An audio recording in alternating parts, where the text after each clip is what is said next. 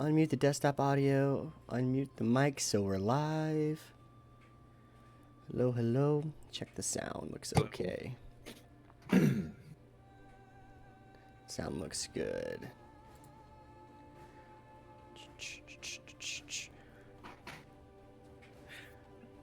And I will switch us over here. Screen looks good. Okay, we're live. I'll write that down. I decided to stop doing double laptops. Write that down. We're live. Well, like I said, just did.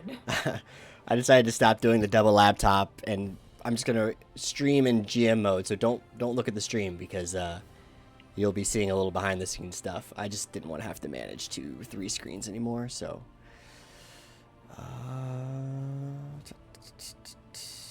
let's do this. Turn the music down a tad.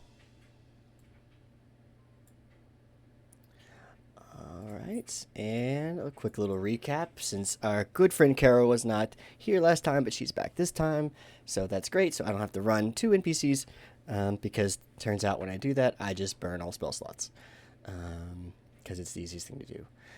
So last session, having laid down for the night, you guys actually woke up in a strange place. Everyone first to wake up was Caro and Odaxi in complete darkness, with little lights sparkling in and out in the distance. Turns out, touching one of them, touching all of them, created this sort of constellation effect of scales, which then transformed into real scales. And in that moment, both your pockets became full with something random. Odaxi had, I think, 3 rocks, black rocks carved in the figure of a owl, a dragon, and then there's some sort of odd lantern piece. I keep using the angler fish because that's the only image that comes to mind to best describe it. This sort of thin, hooked piece of rock, and then like this globe kind of resting at the bottom of it. And then in Caro's pocket, she found a replica of like one of her father's trading ships. And it was in that moment that Davos and DeQuinn woke up, find themselves in a prison, on a ship, in a jail, I guess is probably a little more accurate. But then they determine that they're actually on this replica ship, a tiny little replica ship that Caro is like holding in her hand. After putting them on the scales and doing some balancing, you guys can kind of play with the effects of the water on the ship, allowing Davos and DeQuinn to kind of float some keys to themselves and get free. Only to really find that there's like minotaurs on the ship maybe, but then there's also these people that mimic what you say, and their forms start to change in the jail. And just when it gets kind of, too weird to handle, a Minotaur knocks you both out, and then all 4 of you wake up right back in Good Mead, where you went to sleep. Afterwards, you kind of get yourselves together in the morning a bit and begin to head out with the thought of heading towards Bryn Shander. But once you step outside, you're immediately kind of in the midst of, or hear a scuffle in the distance. And you head that direction, and you find that like a bunch of like vagabond thug type people had forced their way into town, but they were turned away by Shander and his group of dwarves, which seemed a bit suspicious since Shander and Davos are political rivals, apparently, both running for Speaker of Good Mead, the election, which is within about 2 weeks' time. The thugs get chased out of town, and then, like I said, not really believing what's kind of going on here, you guys decide to give chase. I think Caro and Davos take one direction off on horse and start sprinting, and Melandra goes the other direction, circling around this group in the forest, and then setting up a sort of ambush for them when they get to this clearing. Davos casts darkness on one of the guys' helmets, and he momentarily blinds, I think, everyone in the game at some point, with this magical darkness of like 15-foot orb essentially coming off this one guy's helmet. So confused, he's running around in circles, blinding other people. Really, the only one I think who can see through the darkness was actually Davos, who uses it to kind of slip through and stab a few people here and there, cast a few chaos bolts. Then Odaxi and DeQuinn come up from the rear when the other 4 people show up and are able to kind of get behind them. and it's basically a blow for blow trade. I think even Melandra gets knocked unconscious. Caro, you crit and add some smite damage, and you just absolutely just eviscerate this one guy. He just nothing left of him but dust and boots. Davos even gets a division, I think a vertical division this time, on a guy. But eventually, you guys drop everyone in the area. And that's pretty much where we left off. So I think you guys we should still be there on roll 20, as far as I know, right? Yeah. And there are, let's see, the only corpse is probably not here is this guy because he's smoke. So this guy was gone. Everyone else is essentially dead. Melandra's she's awake and she's conscious, but she doesn't have a lot of hit points. She's kind of like taking a knee in the snow, catching her breath a little bit. And essentially, that is where we are right now. So what do you fine fellows want to do? I want to know if we should continue going to Bryn Shander, or should we return to Good Mead to let them know we solved the bandit problem by killing them. You would know that how? I'm asking the group. Oh. I don't know. So you guys probably moved about, I don't know, you gave chase pretty quickly after these guys fled. Between it's probably been about a half hour, if even, maybe close to an hour. So you're not too far out of Good Mead. Good Mead, on a whole, only knows that there are these thugs. Shander's group turned them away, and you guys gave chase after that. So that's pretty much where everyone stands. So yeah. So they. All right, so if we go back to Good Mead and be like, killed those bandits that you turned away. Like, killed them? What? We just didn't want them here. It's possible. I mean, One talked about how much it liked hitting women, though. So, I think that's true. That is true. Yeah. I forgot about that. There was a woman beater in the group. In that case, Caro would be very peeved. Yeah, Caro. I don't remember which one. I think is that the one she blew up? No, I don't. The one you deleted. The one you deleted is the one that she deleted. That was him? Okay, yeah. So I think you did get vengeance on that guy at the end. You critted, and then I added a smite damage to it, and I rolled, and honestly I stopped doing the math because it was like double, like triple. That guy's he's in another plane of existence at this point. So he's in heck. Yeah. He is dead. So you did get the wife beater. I can't remember. Is this guy dead or is he still up? Everyone is unconscious. Yeah, everyone is dead. Some are a little more freshly dead than others. So. Well, I've got these cursed things, and that's it. Maybe we can find someone in Bryn Shander, right?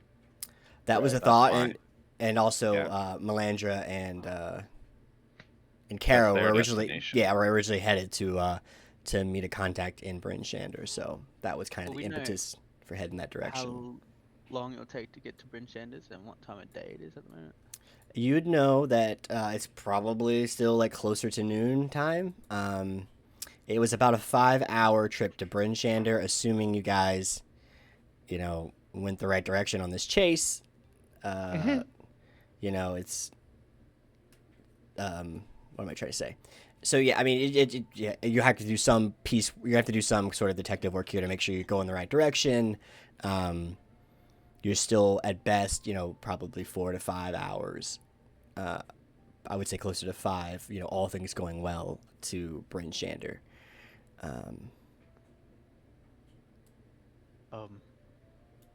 Shouldn't we check their pockets maybe to see if they got a note to say they were sent here to I don't know, get rid of the upcoming speaker Davos? If it could be also convenient like that. Yeah, is there anything like identifying about these dudes? Nothing of note on. Well, I'd say what, make it an investigation check. Whoever wants to ramble through pockets. Yeah, I'm near a body already. I'll search it. Okay. Oh, So both of us do it. One person can do it. Well, I'll say one person can do it with advantage, or two people can do it, regularly. I did That's it regular. typically how it works. That Okay. was with advantage. Well, yeah, no, I have a +1. Yeah. Oh, So never mind. you rolled a 19, and then Davos rolled a nat 20. Okay. You can see how this session's gonna go already. Yeah. So no immediate identifying marks on the clothing. They're all wearing sort of the same kind of, leathery, like, very standard sort of garb. You do find amongst all their pockets about 36 gold and 36 silver worth. So collectively amongst all of them. Cool. On kind of tucked away in the pockets of the crispy wife beater, his boots, you find a half burnt note. And on that note, it says, let me pull it up real quick. Sorry. It says, head to Good Mead, and then the bottom's torn a little bit. And then at the very bottom, you see like the sort of dash where the signature is, and you see, I'm gonna make sure I say his name right here. One sec. Sorry, I should have had this up already. I think it's Narth. It's Naerth, but let me double check. It's like north, but North. spelled different. Yeah. Well, that. With an accent. North with an Yeah, S. Naerth, and then you can make out a space and then a capital M, and that's all you're able to make out.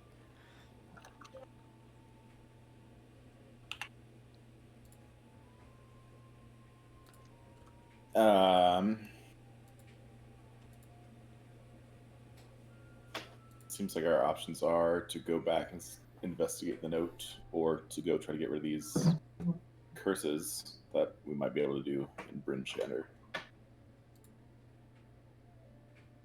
Well, if we travel to Bryn Shander's at this time, it could take a while to get there. Plus, we'll be getting there when it's dark.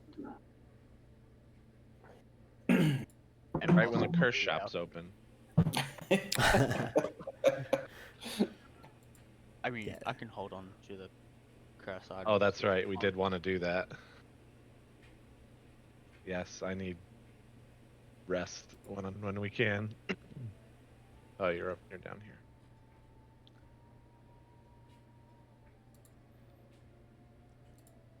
So I had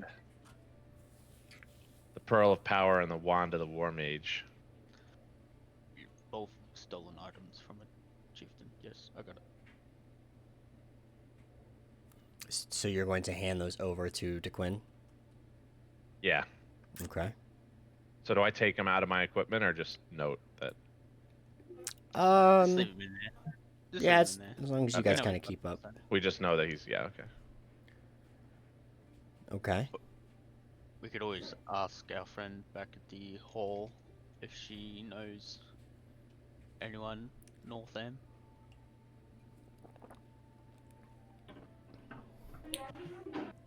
Yeah, I mean, my thoughts are wanting to warn the people of Good Mead, but I don't super feel strongly either way if you guys want to press No, on. that sounds fine. It's your campaign after all.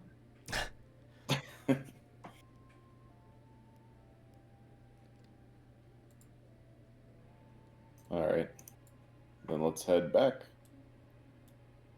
I kind of want to do some more fishing anyway. What's everyone's passive perception? 12. I think mine's like 11. Oh, there it is. 15. A big fat 10. Karo's too busy tending to Melandra's wounds. Adaxi, you notice that this corpse, like up here by the stone, is sinking into the snow and then is gone. Quick snow. Why is this corpse sinking? And that, or where'd this body go? Was there even a body there? Well, one disintegrated, but there was still another one, and that's the one I checked. This one down here disappears as well. Kind of just sinks into the snow. We need to get out of this clearing. Agreed. Yeah, I am getting a little bit chilly. Also, I don't want to fall into the snow. As you guys exit sort of that stage right of the clearing, you actually all find yourself coming right back to the other side. I don't like it. This looks familiar. As you all are standing there, this corpse, who should have a red X on him, you're dead. Be dead.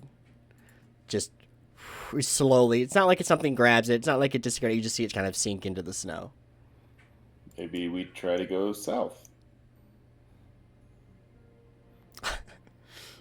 You find yourself right back into the same area up here at the north. You guys are gonna make me try and catch all your tokens and move them, huh? Yeah. We do it again. I'm a slippery elephant. You can juke me. I think I can disable player input on the entire screen if I need to. Now we seem to be in a maze or something, or a trap. You guys all hear like a voice kind of in your head, not physically like through your ears, but in the back of your mind.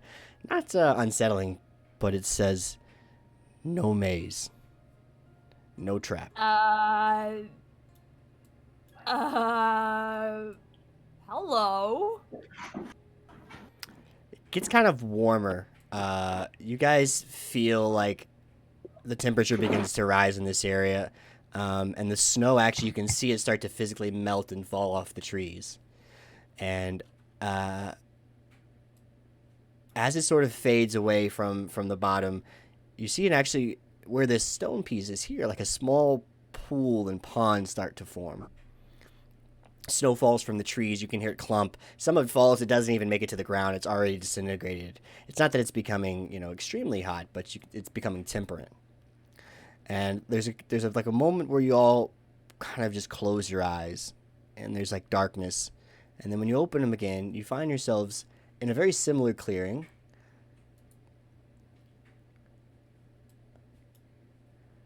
But instead, you find this massive serpent-like creature in front of you with these immaculate horns kind of cascading and slowly rising out of the water. And it keeps going further and further up and looking down on you. And man, the grid lines are really strong on this image. More immaculate than... They're way more immaculate. Yeah, you've never seen... Nah.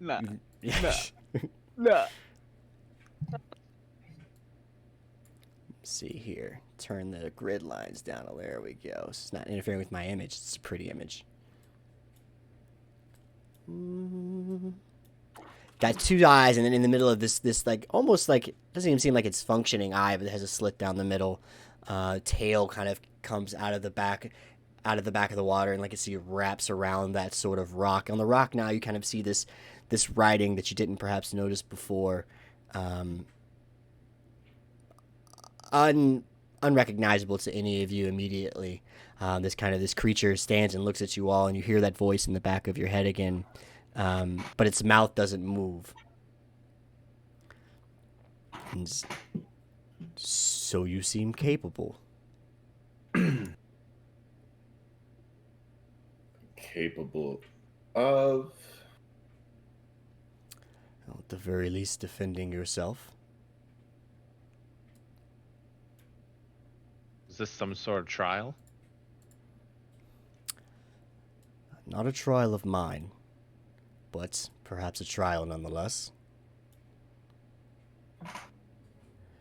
I've heard friends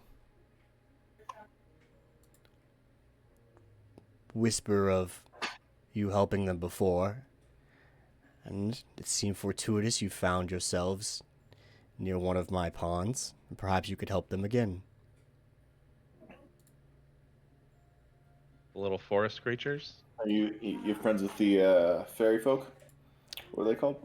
Chewingas? Chewingas. Jimmy Chick. And as you guys say that, you hear little popping, and they look like chewingas, but they're a little more ethereal, and you can see them kind of pop up all around different areas of the map there. One pops up on the tail and kind of like flutters through the fins on the tail and runs up the tail. One kind of climbs up behind Odaxi. You can feel like it's like just the small hairs on the back of your leg just kind of move, but you don't feel any actual like sensation from the creature. And it kind of just passes through your leg, and then it begins to run around. You start to see half a dozen here, half a dozen there, all sort of like blinking in and out, not unlike your dream in some way, fluttering around and bouncing around the different little areas of the forest.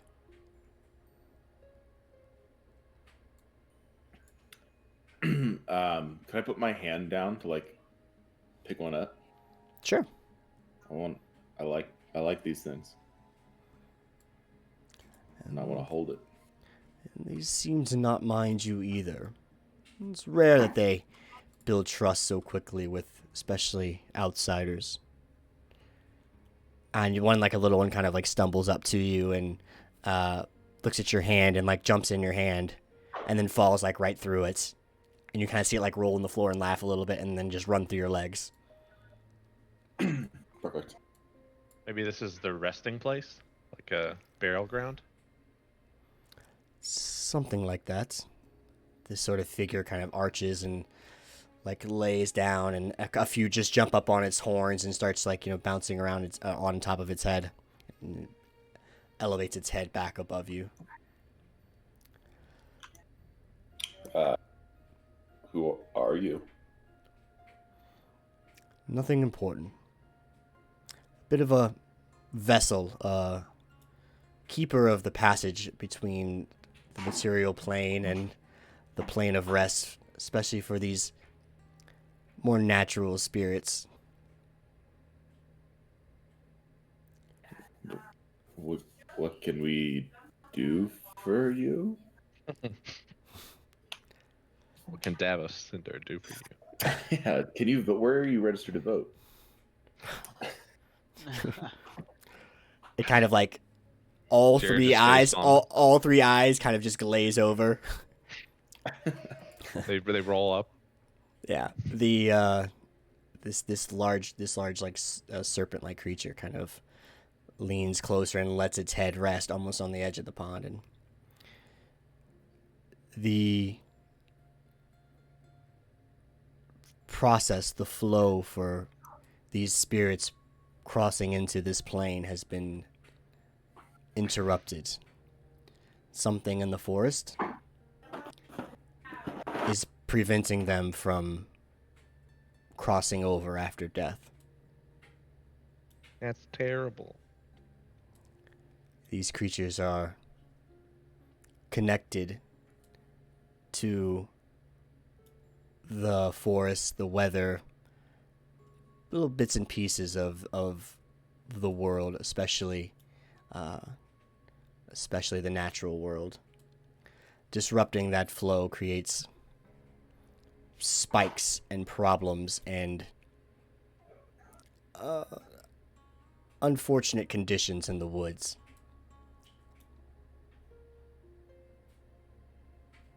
What's keeping them? It's hard for me to say.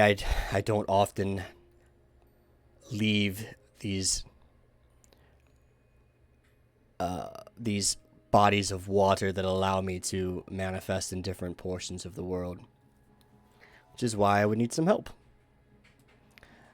There's something cold, something manifesting from the cold that I would need someone to investigate should they find they have time.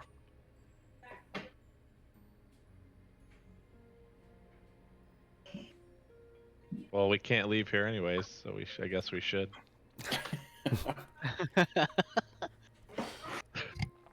It's like a bit of a snort. And he goes, "You can always leave if you want. I just needed a moment to speak with you.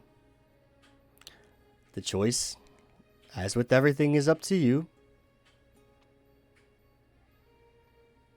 What other information of the source do you have? There's not much more I can provide than a direction. There's a relatively old soul near the forest, near where you came from. It will be passing on soon. You will see its spirit attempt to cross over into the plane, and if you want to help, simply follow, and if not, leave it on its way, and, well, whatever happens will happen.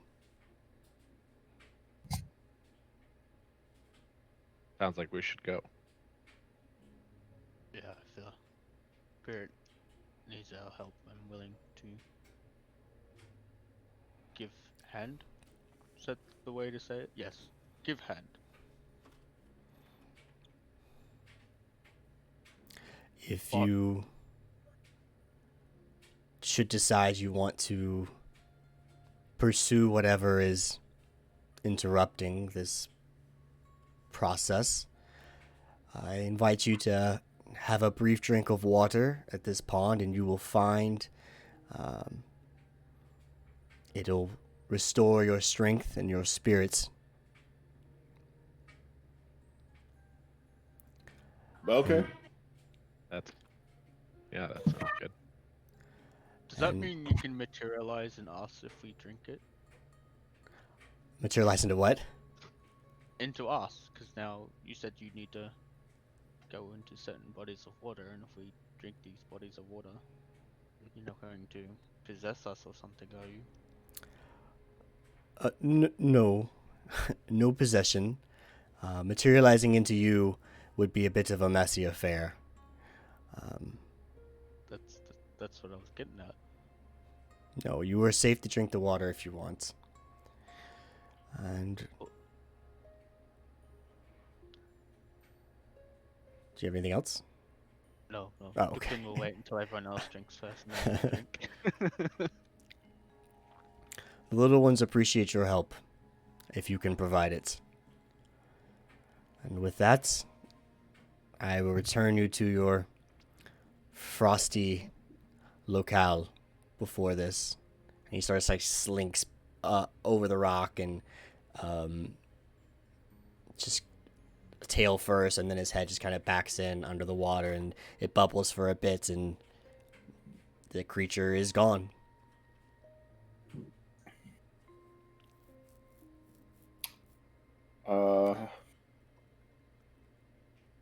Did we all have a drink?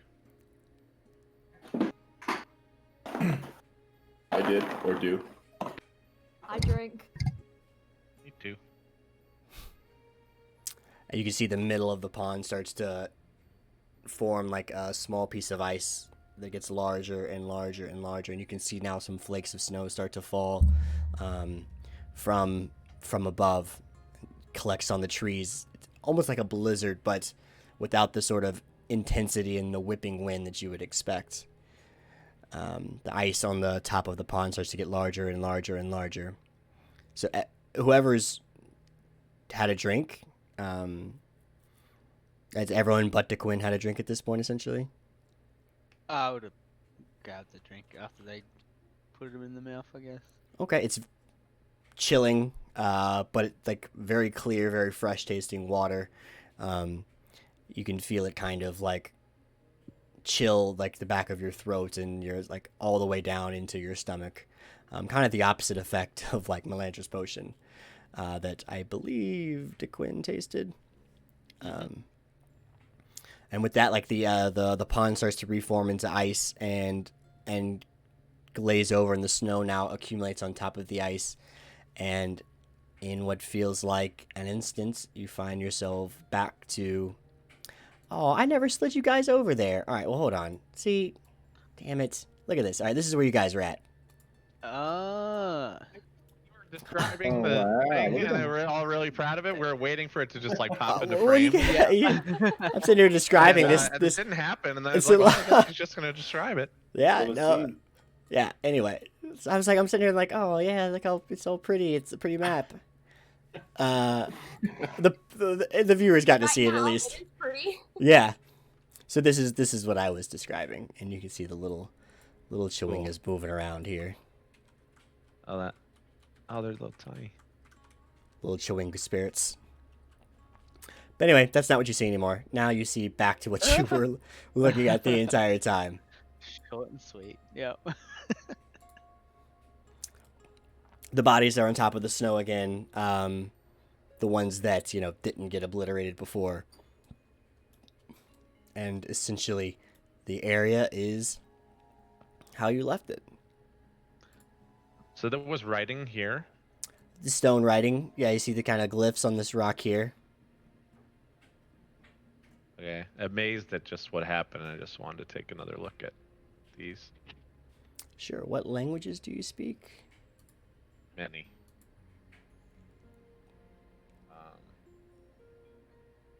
Primordial giant. No, that's wrong. Do you speak Sylvan? No. Does anyone speak Sylvan? Nope. No. Oh, It's hard to see. A lot of the writing is also covered by ice right now too, so you're not missing a whole bunch. But after seeing the glorious map with the serpent-like creature, you would know that like you're essentially standing on what would have been the frozen pond area.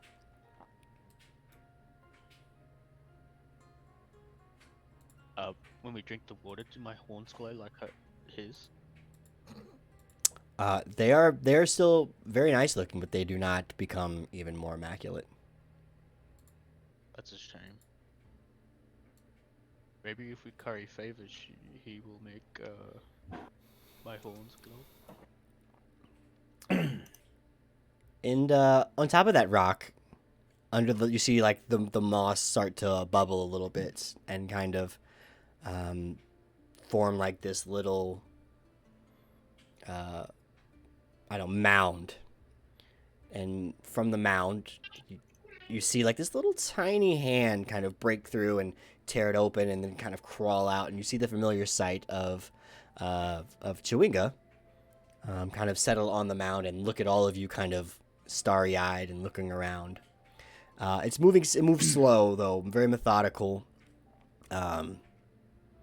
It's what was primarily a black form. You see there's like it's a grayer, duller color. Oh no. And it kind of just sits down on the moss and looks at you all.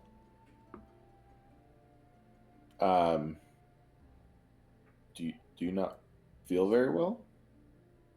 You see like the little chattering of sounds like a bit like a squirrel with like these like occasional calls in it, and it's kind of looks at you and cocks its head back and forth and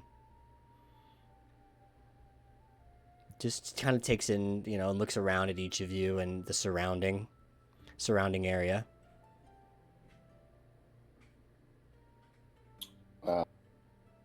We're gonna try to help you. Maybe you should introduce your name first, Davos. That's always polite. That's a good point. Thank you for reminding me my manners. I'm Davos, and we want to help you. The creature kind of looks at you and again turns its head. You see it take this long like yawn and lays down onto the moss and then kind of fades back into the moss. And instead, you see a familiar-looking sight. This sort of like ethereal, sort of very similar-looking figure, kind of like sit up immediately and look around. And this one's moving a lot more chipper and limber, and looks around at all of you. And it's chattering almost incessantly as it kind of looks at each of you. With a little more life, although you get the sense that that's not quite what happened. Yeah. Do you want to come with us since you can't go to whatever the next stop for you is? Before we continue, the water did actually, you should restore all of your hit points and essentially count as a long rest. You guys should get all of your spell slots back. So everything but no, I guess yeah, it's just a long rest. So feel free to reset spell slots and hit points if you guys want to. Yeah, all the good stuff. And rage counter. Yeah. Yeah. Where that little chimichanga came from, can I put my hand onto the moss and see if it goes through? Sure. You feel that sort of like, first it's cold because it's covered in a bit of snow, and then underneath you feel the same sort of, it's like I don't know, dry, bristly sort of plant, but it's firm. There's nothing there but moss, and then you can, if you press hard enough, you'd feel like the stone underneath. Yeah, I don't want to press too hard, I'll crack the stone. This little chimichanga kind of like looks at your hand on the stone, and like as you have like all of your fingers kind of pressed open on the I guess it's kind of like jumping over your fingers and then jumping back and then trying to skip every other finger.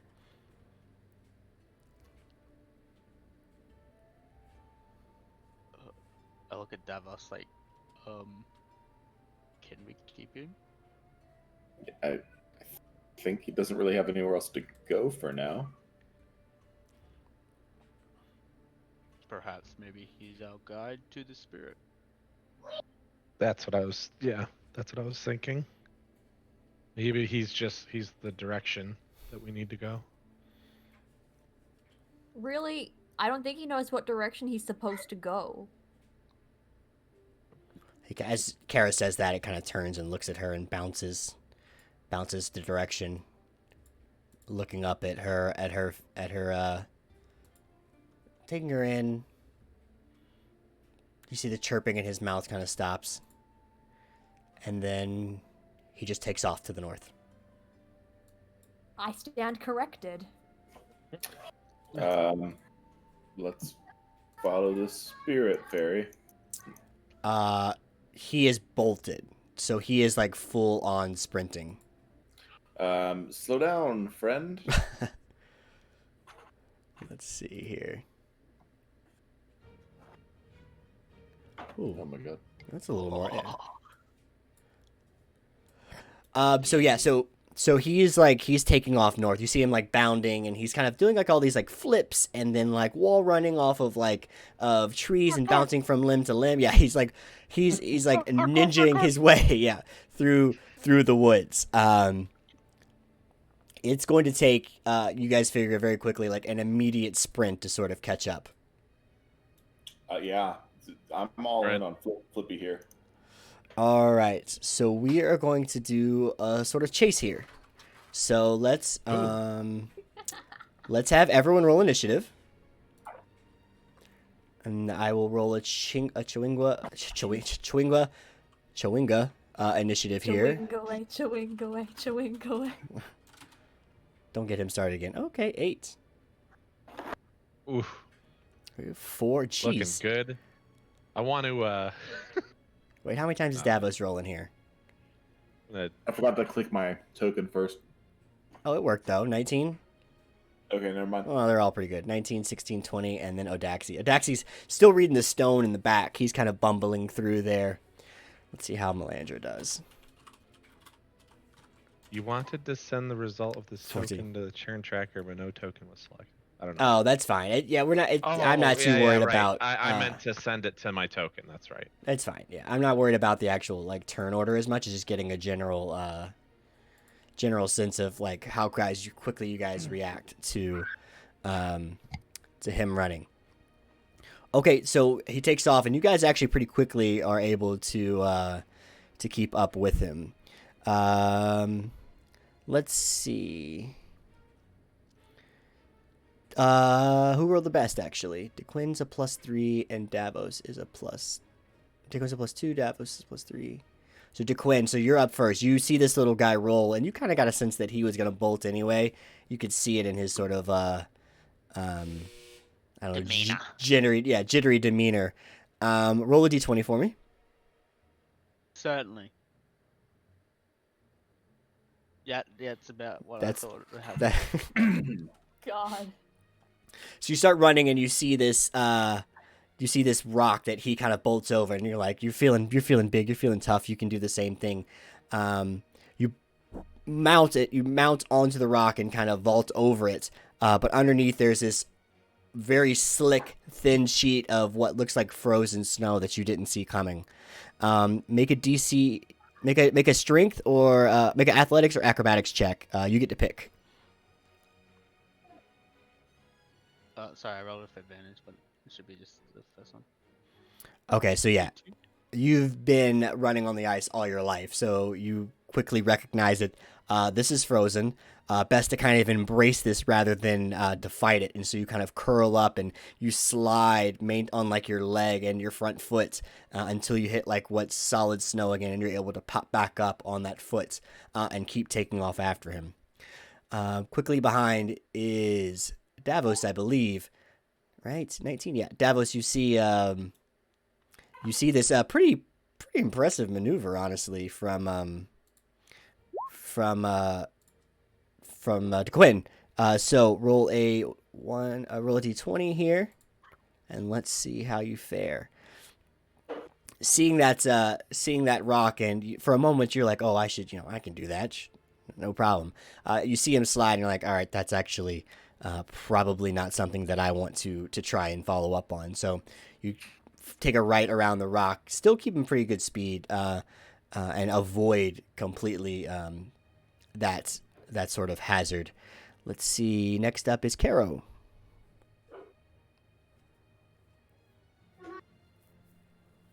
Oh, sorry. Roll a d20, Caro. Cool. Okay. Okay. You are actually a little behind, and you break off to the left to try and take a more open route, because I'm assuming you would have just jumped on your horse and taken off that way. I didn't bring your horse token onto the field last time, but you do have your horse with you. Cool.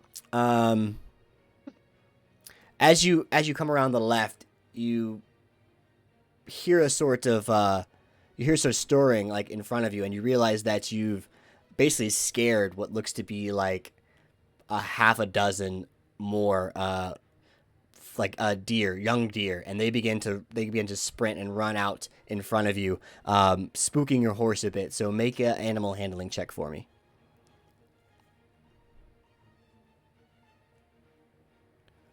Okay.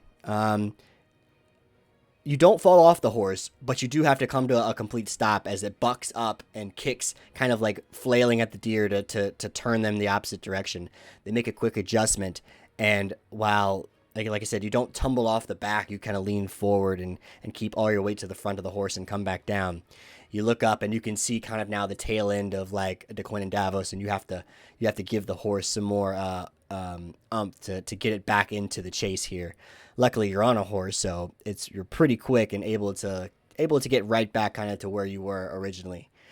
All right, it is Odaxi's turn. Odaxi's reading, and then he looks up and sees everyone's gone. Yes. Can I use an action before getting going? What would you like to do? I want to channel divinity in athletics to try to catch up. Okay. So you kind of like smack yourself a little bit, and you're like, "All right, we're gonna run. Fine, I can run." And so you, you could do that as you That go. would give me proficiency in athletics Okay. for 10 minutes. So you begin to just take off that direction and begin to like hyper focus on kind of the mechanics of your body and movement and understanding, where to put your weight and where to step. Sure. Roll a d20.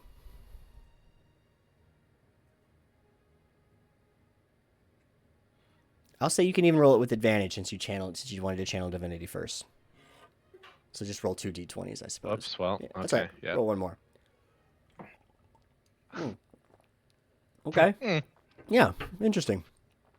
No, you even though you don't see all of this go down, you do kind of hear in the distance the scattering of deer, and you kind of see the tail end of Caro's horse off in the distance. You very quickly, try to focus in on like all of the different things around you, and you even can see kind of like the fractured ice from where DeQuinn made impact but didn't necessarily break through it and kind of slid. And so putting all that together, you're able to immediately kind of navigate the immediate sort of surroundings. You guys all begin to gain a little bit of pace on the Chewingwa, and it's kind of like bouncing around and giddily like moving from tree to tree. Everyone is essentially, right behind it, keeping up with it, which is, unless you guys want to do differently, like, I guess I still ask you, like, what do you want to do now that you're essentially all within sort of, 10 feet of this Chewingwa? I can't say this word over and over and over. Chewinga, as it's moving through the forest. I kind of think it's leading us somewhere, right? So I would just want to keep up. Hopefully it's not far. I don't know how we keep the pace. Yeah, right. It's got a very methodical bounce. You can see like it's definitely moving in one direction, but it's doing so in a very like zigzag pattern there.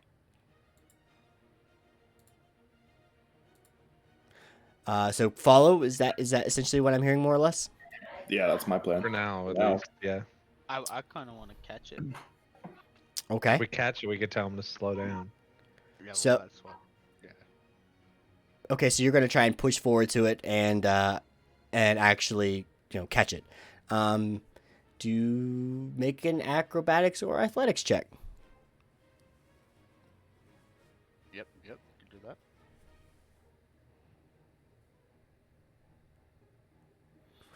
Okay, so yeah, as the expert hunter that you are, you see it kind of bounding and bounding, and you can see the pattern, how it kind of gains some altitude, jumps down on a low rock, and then finds its way, bounces back up again, and tries to get up so high, and kind of jumps down to land on top of the rock. You also dive at that rock, and you should have it in your hand, but you pass through it completely, and it looks back. You see it kind of look back at you, like it's like a slow motion fall. It actually kind of gives you a nod of respect, DeQuinn, as you pounce on the same rock that it is. You're about a second behind it as you put your hands on the rock, and it's already kind of bounced off and bounced through your hands again. And you hear like this, almost like a giggle, and it kind of like turns and flips and starts going back to its pattern. With that roll, luckily you're able to not lose any momentum and basically, almost like a lion, like shoot off that rock and begin running back towards it. Well, it's ethereal. We're not going to be able to catch it anyways. Well, I didn't know that. Okay, Good try. Good effort. Let's do one more round of checks then. Davos, roll me another d20.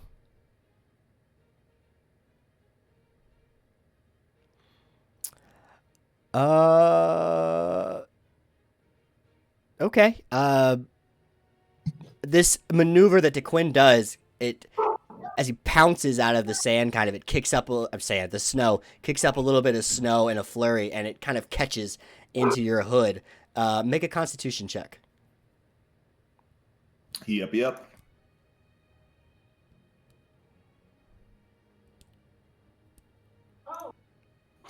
Oh, nice.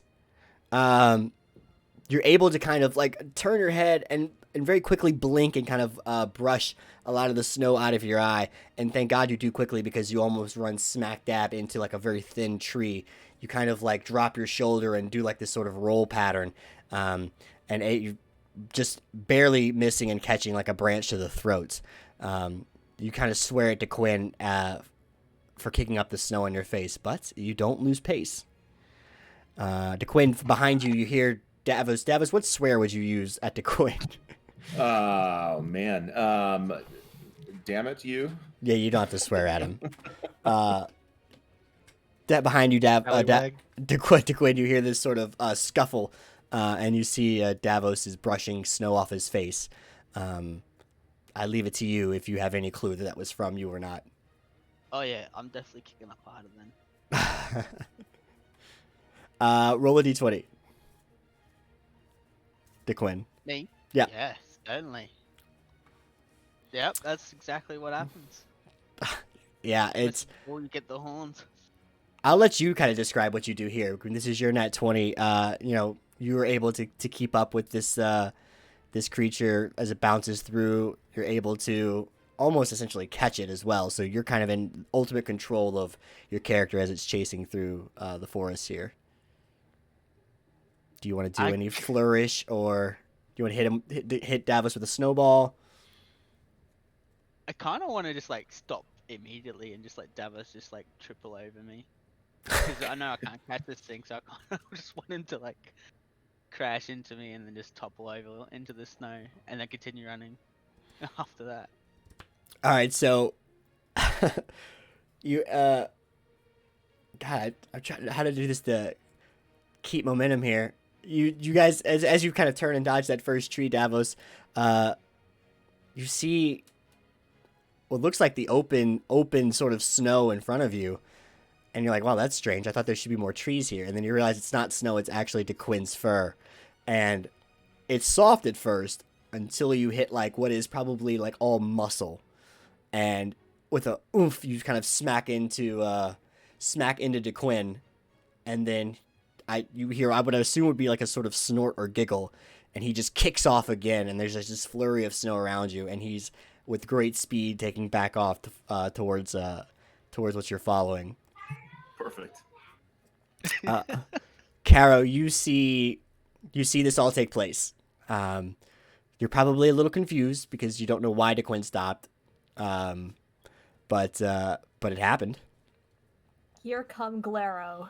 Glaro fires up in the back. You feel a little bit of fur burn on your neck, DeQuinn. Caro, roll a d20.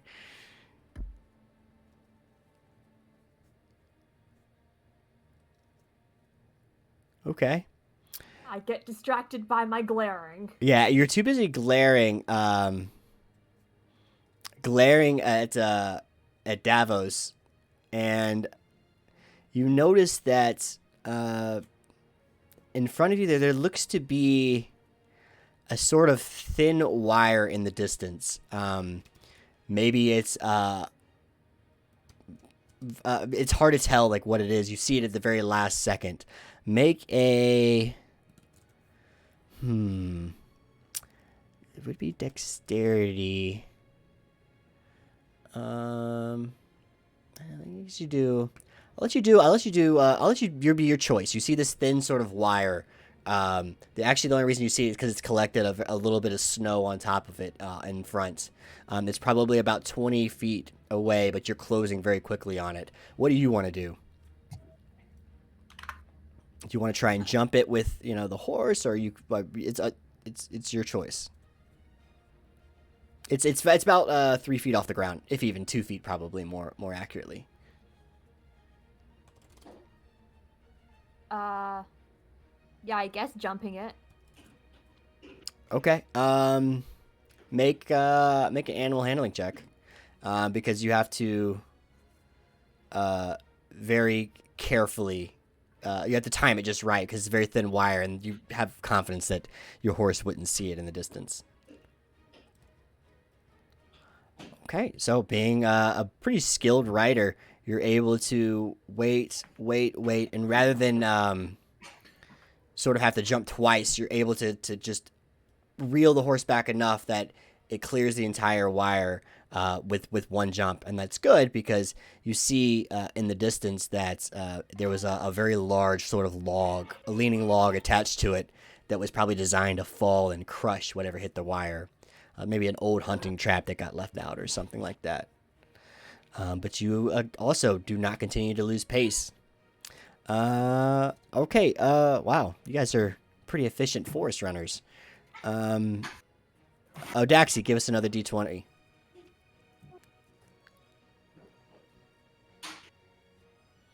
Wow. All right, the choice is yours.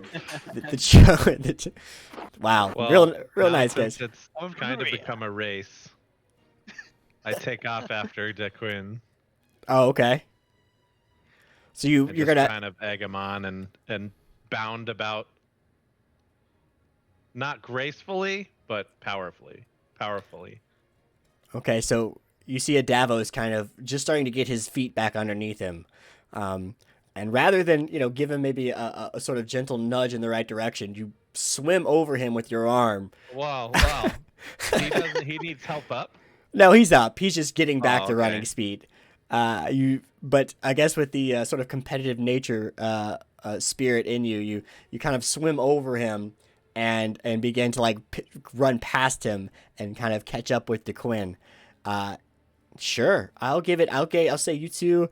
The Chewinga's kind of bouncing in front of you guys, not more than like 5 feet away at any given time. You're neck and neck with DeQuinn.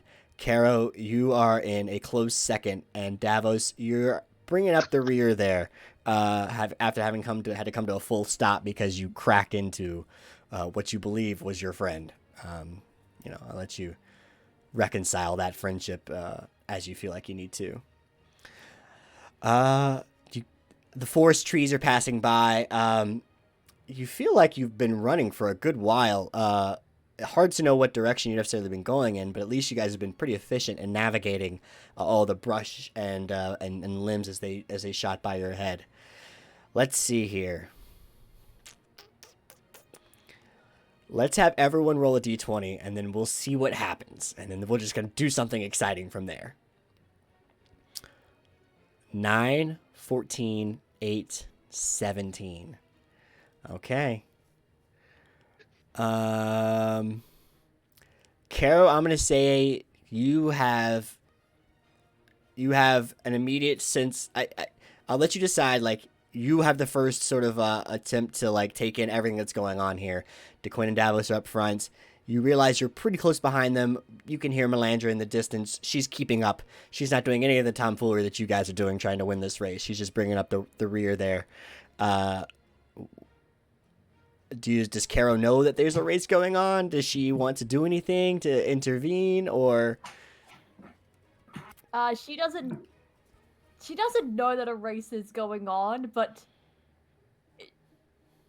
she's just gonna like kind of ride past or get close to them and just be like, "What in the hells are you bozos doing?"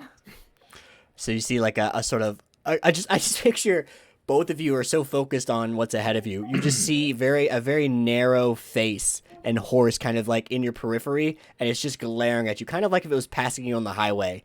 You see that sort of like car on your outside kind of get right in your side window and catch speed with you, and you just see like a glaring human face with snow starting to get stuck to it from the speed, kind of just looking at you guys and chastising you as you're running. Can I make an intimidation roll for that? Sure, you absolutely can make an intimidation roll with that. Sure. A solid 12. I like it. Okay, we'll come back to that in a second. So did the horse even glare as well? So the both is gonna. You know the horse from the Rapunzel movie, the animated one. Yes. Like, Yes. okay, so first off, what's the name of that actual movie? Tangled. Tangled. Yes, exactly. So, you know that the sassiness of that horse. That's what you guys see out of both Caro and the horse's faces. It turns up to you on your. Glare? Oh, the God. horse can glare as well. We're doomed. It remembers you guys letting it stay in that cave and get picked up by the Verbeek. We saved that horse. You did come back and save it.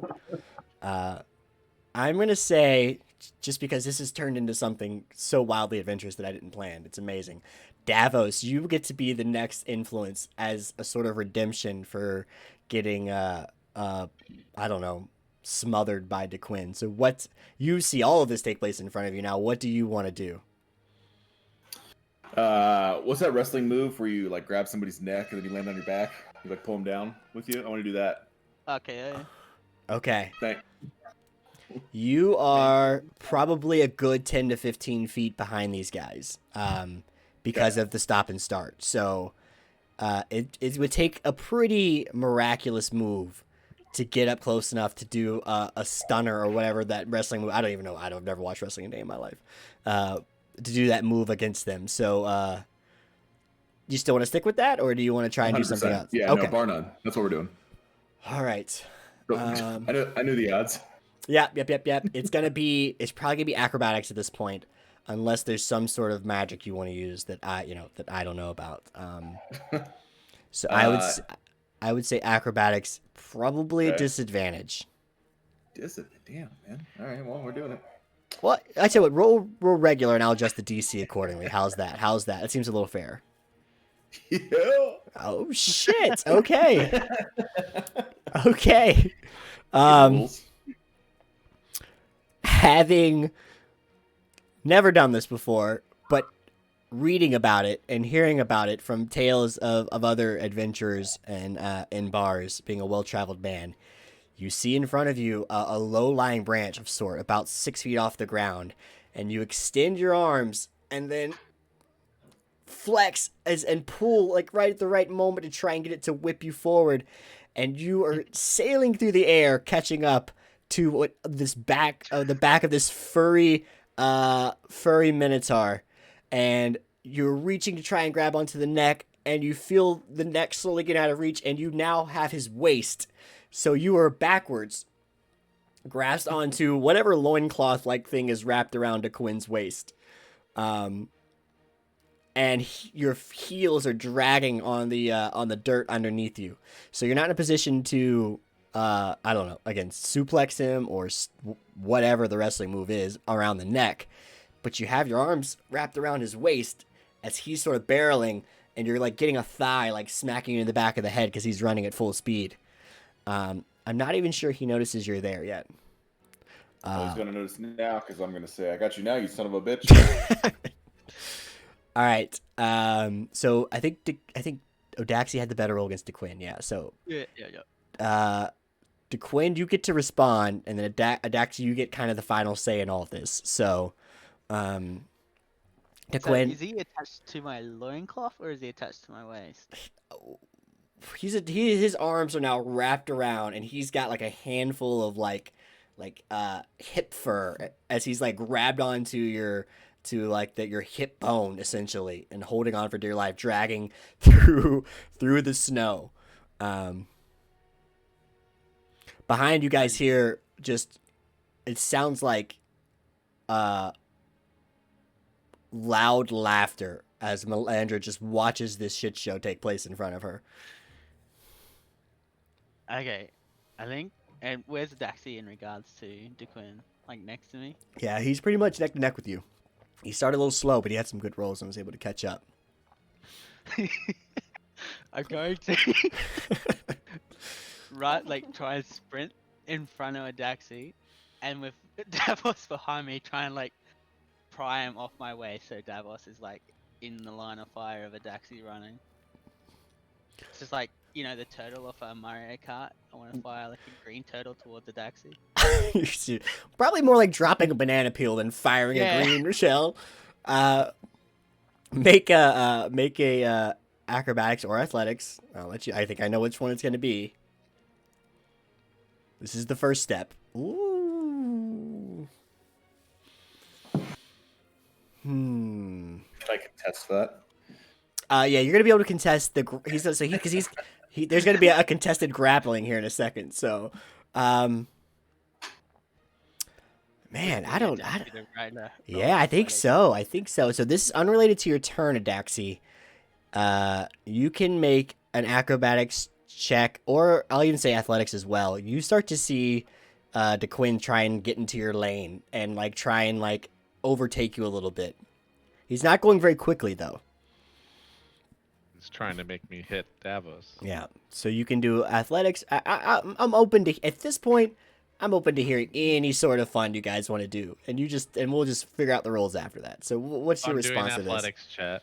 You see My what- response would be try. Well, do I do a roll first or no? It's up to you. Tell me what you want to do, and then we'll figure out what roll to do after that. If that makes sense. So like if you want to like try and buck him off with your tusk, if you want to, cast slow on him, or mace him in the face, all these things No, are. no, I don't want to leave him. I don't want to run him over and kill him. This is DeQuinn, not Davos. Oh, I thought. Okay. DeQuinn's trying to get in. Yeah, he's gonna try and get in front of you, and that's all you see so far. So how do you want to respond to that? You would probably even notice that he has two little human hands grasped around his waist. Right.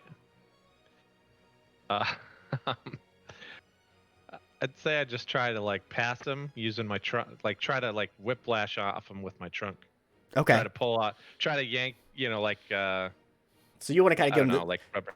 give him the soft, fleshy trunk to the face to try and like, or do you want to like wrap around him and like pull in front of him with the trunk? Grab him and pull. Yeah. Okay, so he's not passing you very quickly. But I will say you can kind of like use your trunk to maneuver in front of like his. You want to do his face or his chest, and like push off of him a little. Just face. Okay. Oh man. So like a tube sock filled with liquid soap. You feel this sort of like spongy, fleshy thing hit in front of your face, DeQuinn. Make a oh man, I don't even know. Make a attack roll? Okay, an unarmed Do you have attack do roll. you have a trunk yeah. attack? You do, don't you? Yeah, I do. Yeah, let's roll that and see how we do. Yeah, it's a +4 hit too. Yeah. All right. So 15. Unarmed strike. Does that beat your DC? Decent, right? So Oh, I think it's- whatever. Back damage roll. Baby. I think it's better from like Caro's point of view. Caro, you see DeQuinn try and like start to nudge and even maybe shoulder a bit of Odaxi as they're running. Odaxi takes his trunk and like wraps it around DeQuinn's head and just kind of like with like a, I don't know, like a neck jerk and a shuffle, like just pushes off just barely to get in front of DeQuinn, to kind of just avoid being overtaken. So your attempt to get in front of him and drop Davos like a green banana in Mario Kart is probably not going to work, DeQuinn. Well, Do you want to continue just to drag him behind? well, now if Daxy's in front of me, now I guess he's gonna have 2 dead weights because I'm clinging on the back end. I'm gonna say hold. I need to Okay. see a Daxy's turn now. You don't get to make relentless assaults against him. Well, I tried to push past him. I didn't do anything except try to run past him. Yeah. So let's see. So Daxy, now in the meantime, you haven't overtaken a DeQuinn, but you have in fact like Kept him at bay. You've thwarted him off. You maybe have a step on him. I give him a smile. The Chewinga now is not even looking where it's going. It's just watching this chaos behind him, and it's flipping backwards and then like floating through the air, kind of watching you guys, and then landing. It's just almost like Spider-Man moving through the skyscrapers. Daxy, what do you want to do here? Is he getting like hard to track at all? Or we're still on his case? No. You guys are on his case. I'm not even sure it's even about the Chewinga anymore, to be honest with you. I should have made him just like have disappeared like 8 hours ago while you guys were fighting, and you never even knew which direction he went. But no, he's interested in this what's a high speed brawl that's taken place. I just want to try to power past Quinn. Try Okay. to get in front of him. So you just want to put hoof to the ground there. All right, They're I'll say pads. They're just feet. okay. Athletic. I guess they are, aren't they? That's weird to think about though. Athletics or acrobatics, your choice. Athletics. Because I have and- proficiency in that still. So it should. I think you might have to add 3 to this roll. That's Add probably 3 to it. Yeah, whatever your proficiency modifier is, it's probably 2 actually. So 17. Oh, did it add it already? No, 2 I had, and I don't And know. I don't know how to add proficiency. So 19. So you do now having kind of like pushed past, warded off DeQuinn at least. You're able to okay, I got it. take another step, 2 steps, 3 steps, keeping a focused eye on the ground. You are in first place in terms of this running thing that you guys are all doing. The chewing is bouncing around. You see it kind of like clap in midair as it's watching all this go on. And then it does like a little flip and stops dead in the ground. And you guys essentially are going to just smother it, since it's like kind of just sitting in this open path. What is your final action? Let's roll one more set of d20s, just because like this is already really entertaining. So yeah, you can't hurt him. Yeah. 18, 5, 8, Belly 5. flop on him. Why not? That doesn't matter. Yeah, this all actually checks out. Caro, you see. Go. I get. At this point, it's stopped completely in this part of the forest. Caro's able to quickly react and bring the horse to a slow trot. You can hear Melandra kind of do the same behind you. Davos, I don't even think you know it's stopped. DeQuinn, you also are able to come to a pretty quick stop. I just picture you putting like just bearing in the ground, and then Davos coming back and like his legs flipping over and slapping you in the back because he was of the way he was holding on and pancaking kind of against your back. Adaxi, you were too excited to be first that you didn't account for the fact that you were probably running as fast as you've ever ran, and you kind of tumble. You step on the chewinga, and there's a moment of I killed it, and then you step over it again, and you can see it's kind of still sitting there like clapping as you guys tumble into this next portion of the forest. I raise my arms in victory and fall on my face. Yeah, I just picture you're already on the ground, and you just see one arm kind of go up in the air, and the trunk. One arm, yeah. Perfect. You guys find yourself. Oh, I'm clicking the wrong button here. Let's go back to my favorite song. Into a different portion of the wood. Actually, let me make sure you guys can't see nothing yet. And I'll bring you guys over. This area looks a little different than the rest of the forest. You guys would all be down here. I'll bring you to life here. Oops. Caro, DeQuinn, Adaxi, Davos, Melandra. She'd be in the back. Davos, you'd be in the front. Face down. I'm sorry, DeQuinn. I keep saying the wrong name. Davos, you are on top of DeQuinn. And Caro, you are... Uh-oh. I'm moving people. Is there 2? I put 2 DeQuinns down? Oh, no, I didn't. Caro, you and your horse. I'm not going to put the token on for right now. Just assume that the horse is kind of on you unless you want to tie him to a tree or something. You can see Melandra kind of does the same thing once he realizes that this is a very different looking portion of the woods. Yeah, I'd probably tie him up too. Large, billowing trees, with a kind of like fungi growing off of some of the trunks, around each of the different portions of the tree. They give a sort of luminescent glow. This is a darker area of the forest because the higher trees have formed a canopy blocking what very little sunlight there already was out. And you can see kind of in the distance, you guys can actually see this map this time, right? Yeah. Okay. Yes, we can see it. Yeah, you see the uprooted tree in the Big dragon in the middle. Stop it. Is I'm it really? just kidding. Oh, I was like, damn it. You hear a voice in the back of your head. No, this sort of uprooted tree, and on the ground is like these different sort of like mushroom-like fungi growing, glowing in the distance.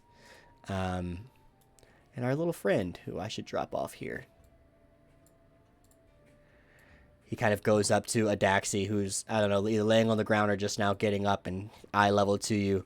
You see him again kind of giving you like this sort of clapping sensation. And he puts sort of a fake metal that doesn't exist around your neck. And then kind of peers off into the distance. Give Dequin a little side eye smile. You'll get yours. Pretty fast for a walrus, eh? You guys are like children.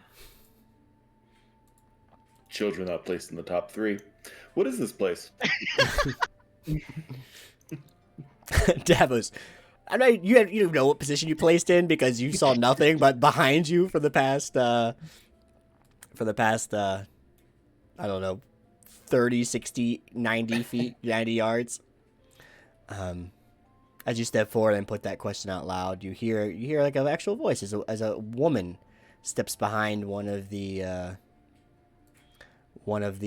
mushrooms to the right of the map, and she goes, This place is not for buffoons and games. This is a place of life and death. A place you should not be in. We were led here. Let us here. And also, can I just Full of point fun out and I games. am currently disassociating myself from the rest of my party? She's with Don't be us. like, of course. I'm in the same space as you, but I am not associated with you. I am going to back away. Oh, no. DeQuinn blocked me. Yep. She's part of the group. Put my hand on her shoulder. She's And- with us.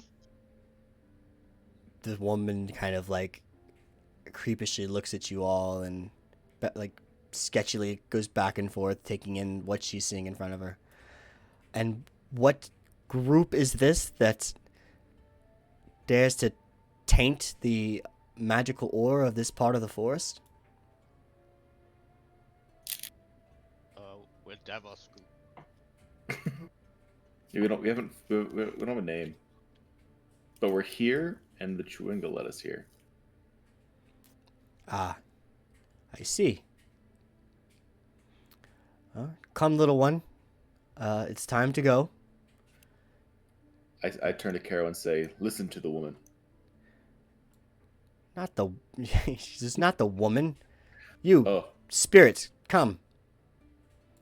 You can see it kind of takes a step forward. Looks back at all of you. Takes another really tiny step forward. Come now, we don't have all day, this woman yells from the top of her mushroom.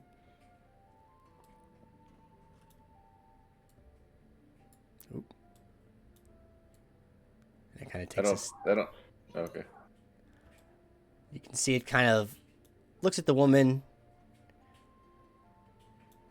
takes like another step behind Davos here. I don't think it wants to. Who are you? I am the keeper of this part of the forest. It's my duty to make sure that these little creatures pass over the correct way. Do And, I believe her? Roll an insight check.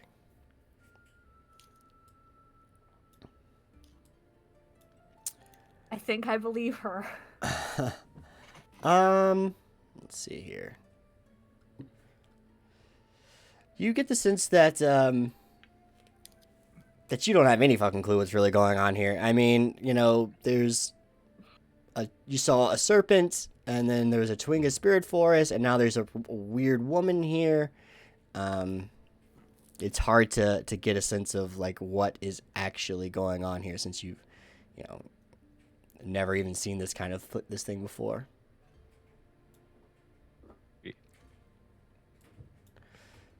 Because certain little rambunctious spirits need a little bit more guidance than the rest. How do you help them move on? What's that process look like? The process is none of your concern. Well, it is. We were sent here. Sent by whom? A three-eyed serpent. With immaculate horns. A three-eyed serpent sent you here. And from where did you see such a creature? South at a frozen lake. And then just got a brief moment that we saw it. Yeah. It was near a body of water in a warm.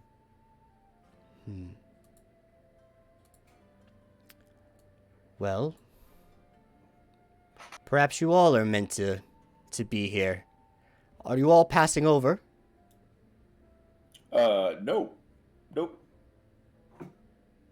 No, we were sent to help a creature that could, or a problem with one that couldn't. I see. She kind of turns and looks at all of you in this direction here. Well, perhaps you'll pass over anyway.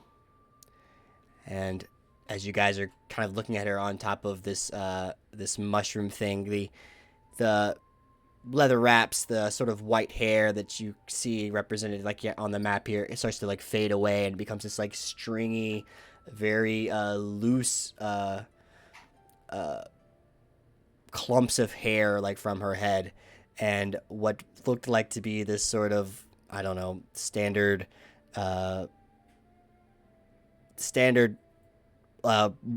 human looking person starts to fade away and become sullen and become almost dead looking, and in its place, oops. Is a puppy? Bam. Yeah, sure. No, that's a puppy. Yeah. Is this like, it's like this creature with these long fingers and like these long nails coming off of them, and it looks at you all, and with almost like one eye is like slightly larger than the other, it lets out this sort of scream, and we will have to roll for initiative. Let me see if I can kill my other song here. There we go. This sort of like light blue pale skin. There's this like now hunched figure. And I need to pull up. Let's see here. I tell you what we'll do. We'll do the initiative. You guys all rolled perfect. Let's take a quick like little 5-10 minute bathroom break. And I'll set up the combat for this, and we can we'll go from there. How's that sound? Perfect. All right, so let's take a little bio break, and we'll be back in a bit. All right, that's what I was actually already doing. So I'm gonna roll initiative now. I don't think people want to know that.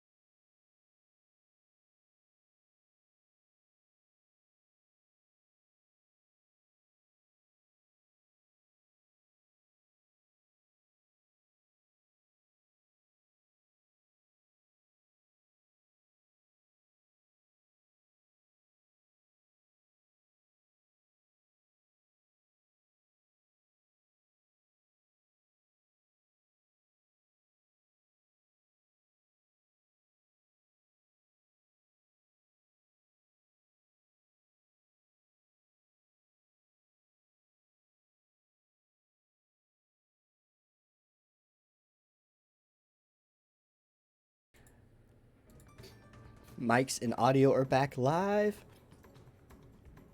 Fade us back over to... There we go. The right screen.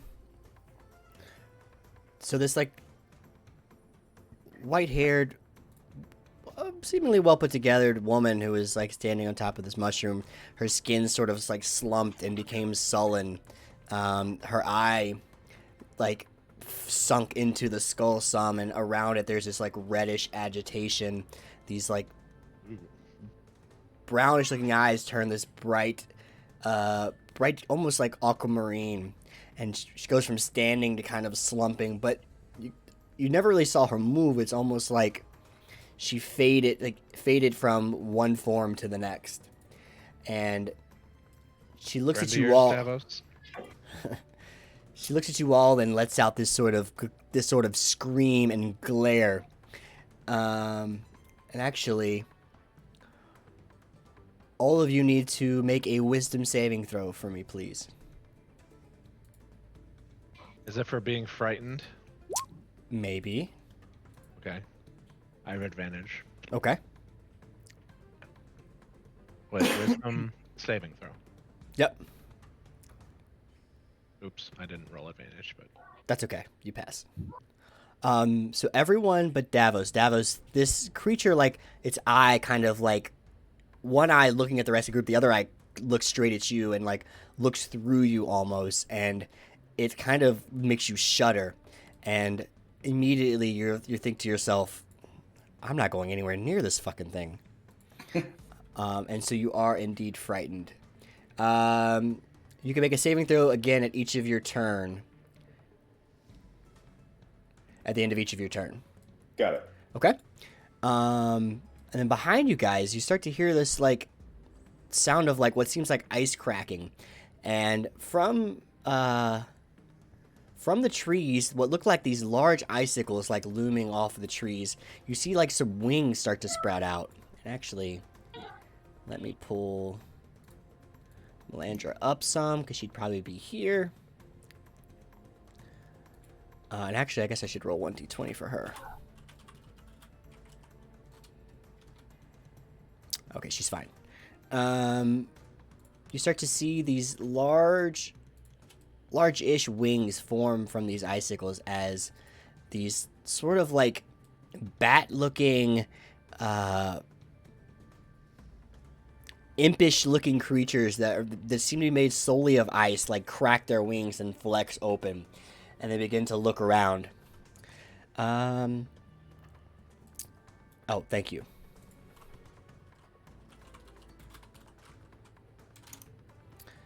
Okay.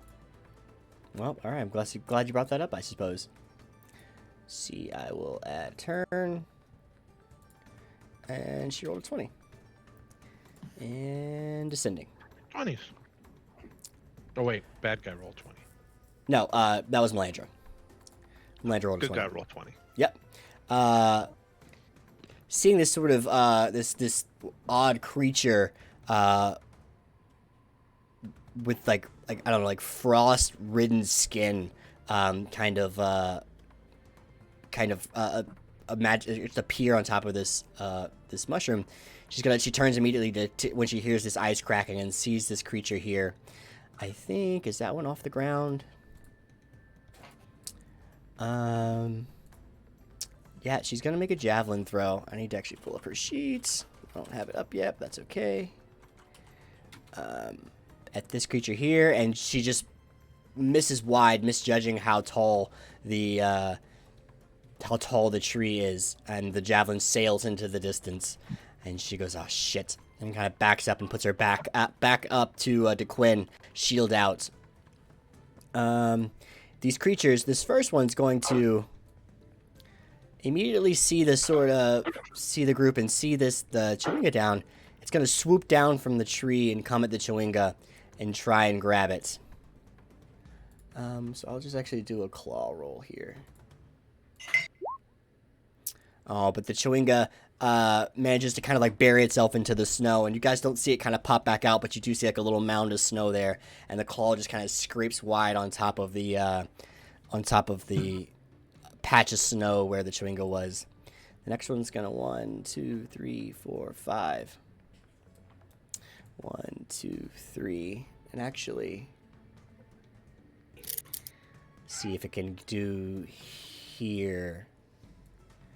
I think it can. It's gonna kind of land here, and it opens its large maw, and it's almost got like a crocodile kind of jawline, and you see it lined with these sharp, icy looking teeth. And then it kind of like its chest inflates and then deflates, and then you feel this cold sensation of air brush over 5, 10, 15 wide cone. So it's gonna catch everyone but Davos. I need a dexterity saving throw.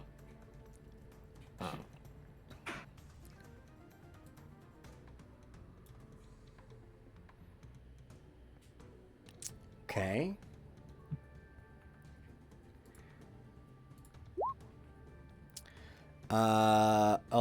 That's that's right, isn't it? 2d4. Yeah. Okay, so 4 cold damage to Caro, 2 cold damage to Adaxi, DeQuinn, 2 cold damage to you, and Melandra.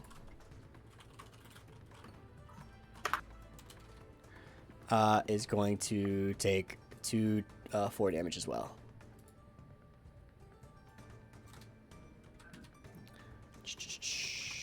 There we go. Okay, and then it's going to take 2 claw attacks as these 2 creatures kind of come and start scratching at... Oh, man, sometimes I wish I could actually... There we go. Scratching at Melandra.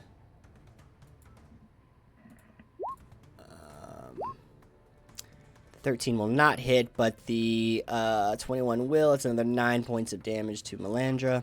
As you can see her. Behind us, there's winged bat creatures behind us. She takes 9. Okay. Up next is Adaxi. They're all in melee. Well, 2 of them are, at least to me, right? Yes.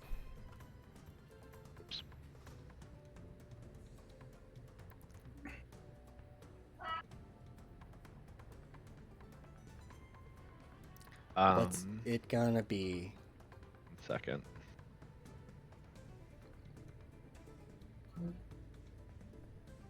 I'll turn this way and try to help. Oh, the one closest to me, I guess. Sorry, this one. This one here? This one. Okay. Yeah, the one trying to attack the Chewinga. Okay. I'm going to... Can I grapple? Just to try to... Because he's the closest to the Chewinga, and I think keeping him from... Does grapple, like, keep... What is it? I'm sorry, I don't know what it does. No, it's fine. Grappled is basically a contested strength throw. And yeah, I mean, they can still attack. They're they can small, do, right? They're smaller than you, yeah. They can do... they can still melee attack you, or anything around them, but they have to attempt to break free to get their movement back. Oh, it's a movement thing. Okay. A grappled creature's speed becomes 0, and yeah, it has to try a break grapple like with a contested throw. So yeah, basically you make its speed 0. Okay, I don't want to do that then. I just want to hit it with the mace. Okay. That hits. Nat. Nice. Wait, no, it wasn't. No, it wasn't. Nice try. Okay. This creature's like scratching at this like sort of moving mound of snow underneath, and you just hear this like this shattering sound, not completely shattering the creature, but as like pieces of its like sort of icy flesh start to like fall off. You can tell like that swing's not as effective as you thought it might be. It still does damage, but the hard nature of this creature's skin seems to cause some of the damage to not be as hard of a hit as you thought it might be. What anything else you'd like to do? Mm-mm. Okay. Up next is this snow hag. Davos, that eye never quite stops looking at you, and even though you're frightened, you can barely look away. In fact, you find you can't tear away from the gaze at all. It's going to continue to like look in your direction, and in fact, it's going to turn both of its gaze towards you now. I need you to make a wisdom saving throw.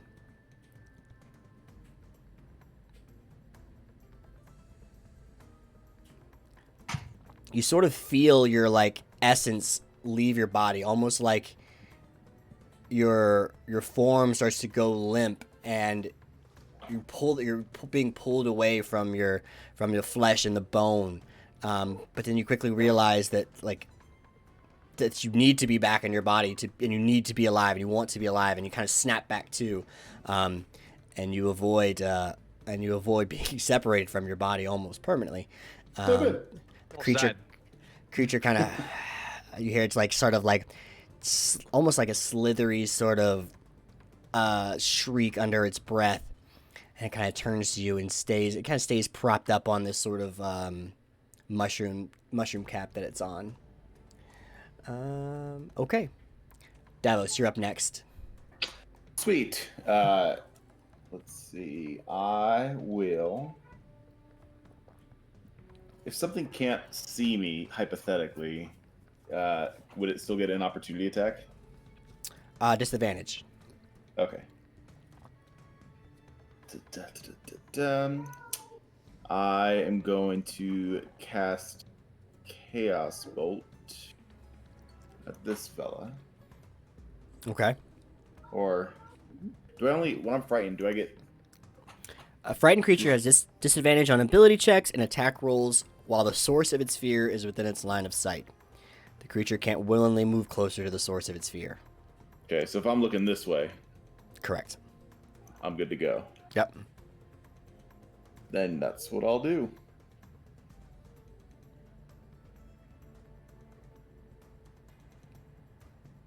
At this... Oop. What up? I rolled and then it went away. I'll do it again. Roll. Okay. Lightning damage this time? Yeah. If that connects. And it's 11? I guess. That just makes contact. This one back here, right? It actually kind of ricochets off of Melandra's shield that she has kind of high in the air and wraps around this icy bat. Actually, that hits two of them. Chaotic energy leaps from one target to a different creature of your choice within 30 feet. Yeah, these two that are next to each other. Oh, so it hits the shield and splits actually in two different directions. So what was a kind of focused bolt scatters and becomes almost like a ray of different bolts. They don't make a save or anything. They just take that damage. They do. Very nice. Okay. And this one. Oh, that's a strong hit.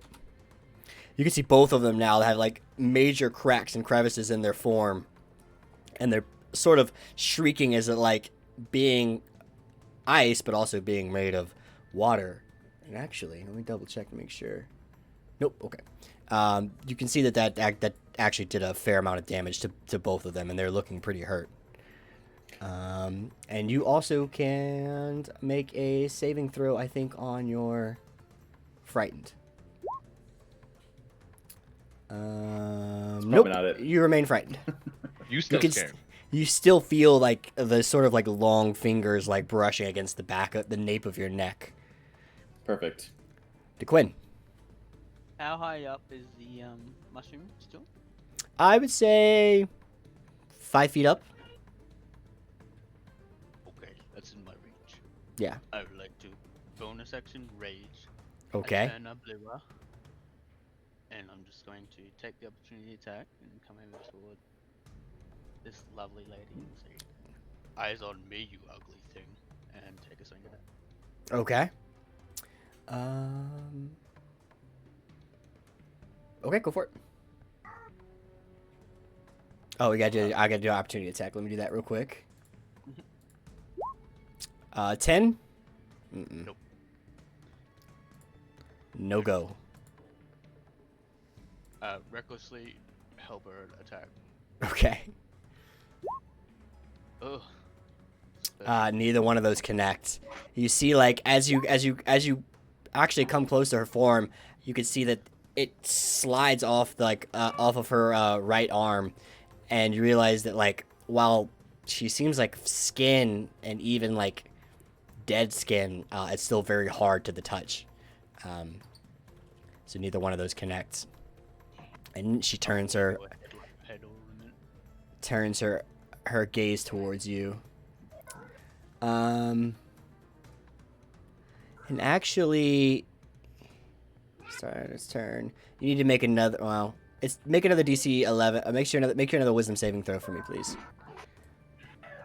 Okay. Yeah. Wisdom save. Yeah, please. I don't know why I rolled advantage, but I think it failed anyway. That's fine. So yeah, once you realize that like you can't penetrate this creature's skin and that it's something a little more dangerous than perhaps you thought, you become overcome with a fear of like insecurity, and you become kind of like frightened of this creature. What'd you say? I said horn-related insecurity. Yeah, exactly. Caro, you're up.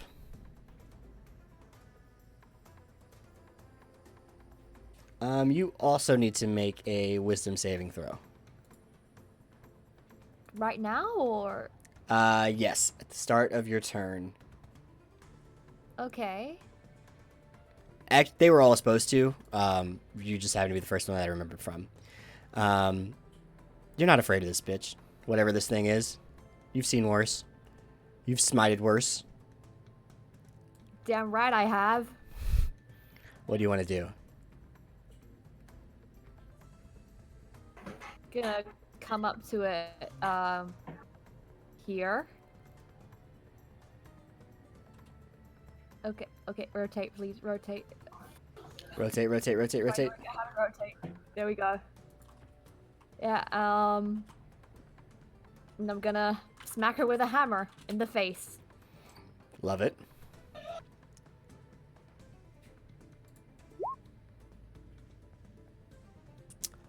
An 11, unfortunately, it actually cracks against her face. And then you remove the hammer to inspect the damage, and you realize that it didn't do anything at all.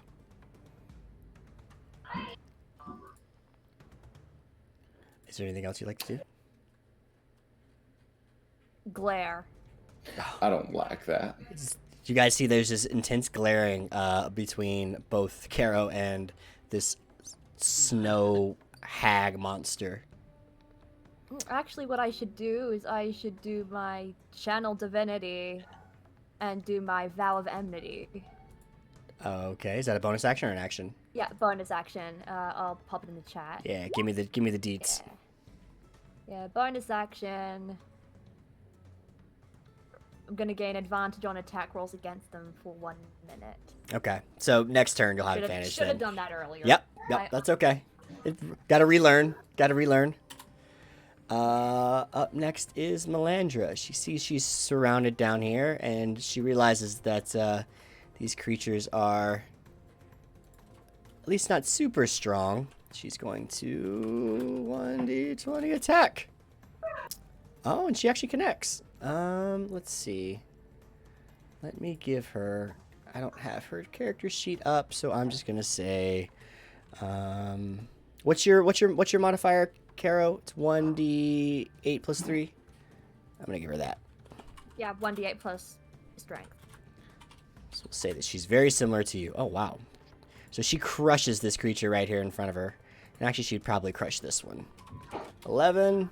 This is dead. And as she kind of like cracks against the chest of this imp creature, you guys can see that... oh no, what happened to my thing? There it is. It explodes, shooting shards of ice in a bunch of different directions. And that is a dexterity saving throw for her.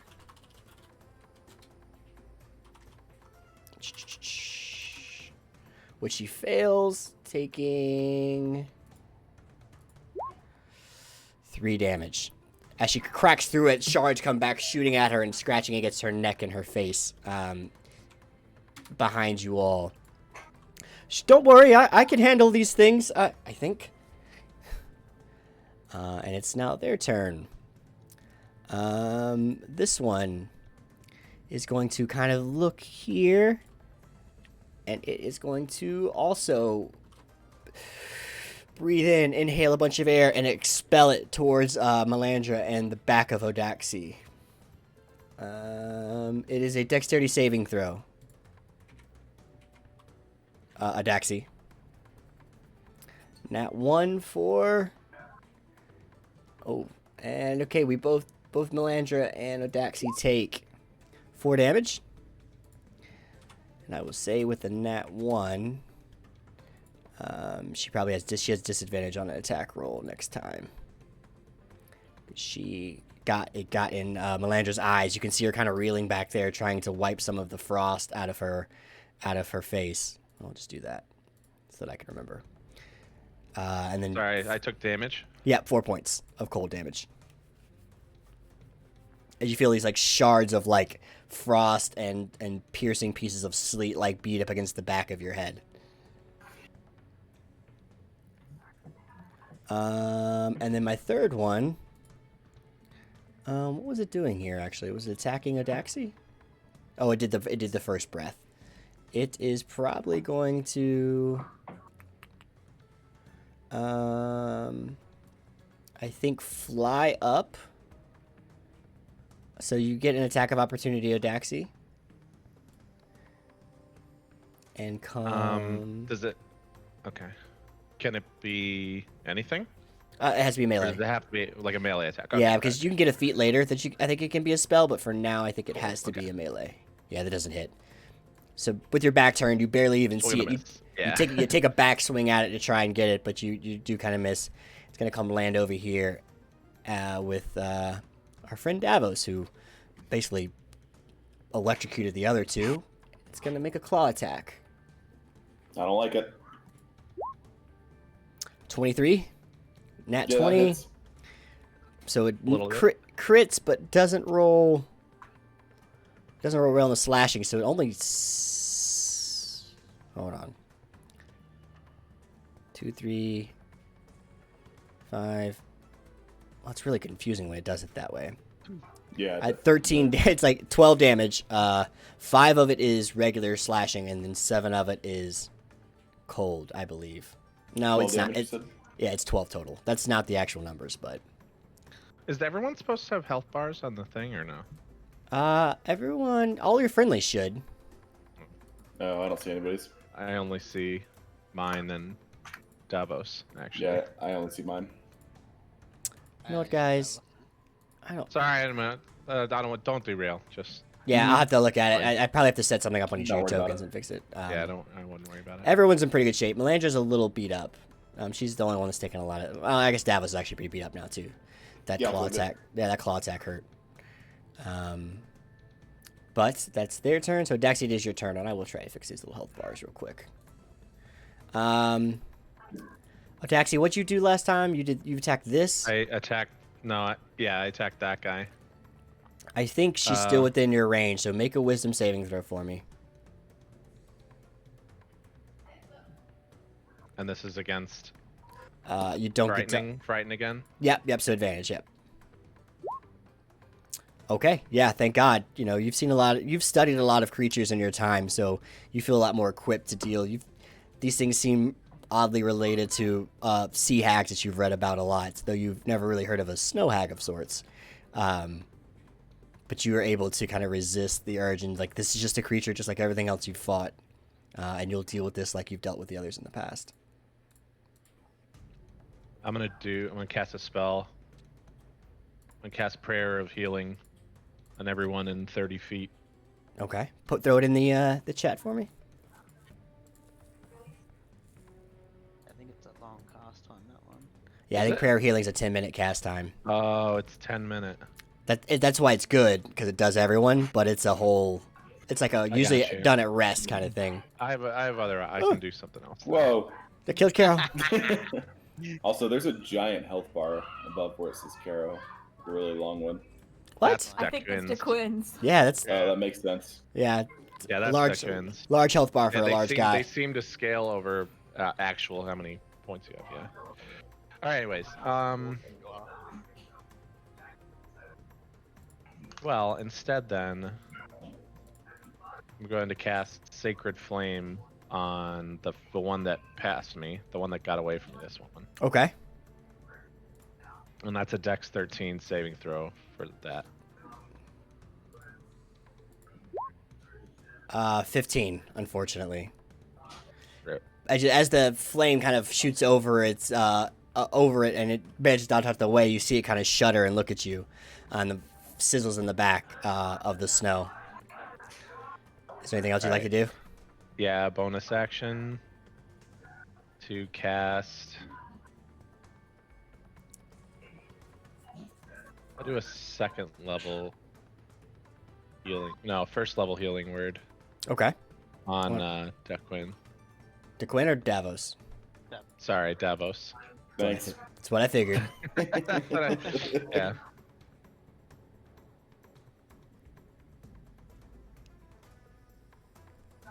Okay, 5 points to Davos. Anything else you want to do? You have, I think, just your movement left. Right movement. No, I don't want to move. Okay. Davos, this creature with its mouth, as you get closer, you can see its mouth is like barely, its jawline's barely actually hanging on to the rest of its body. It's like you can see the tendrils of muscle fiber holding it up, and it gets close to you and starts to like it's almost pressed against your face. Make another wisdom saving throw for me.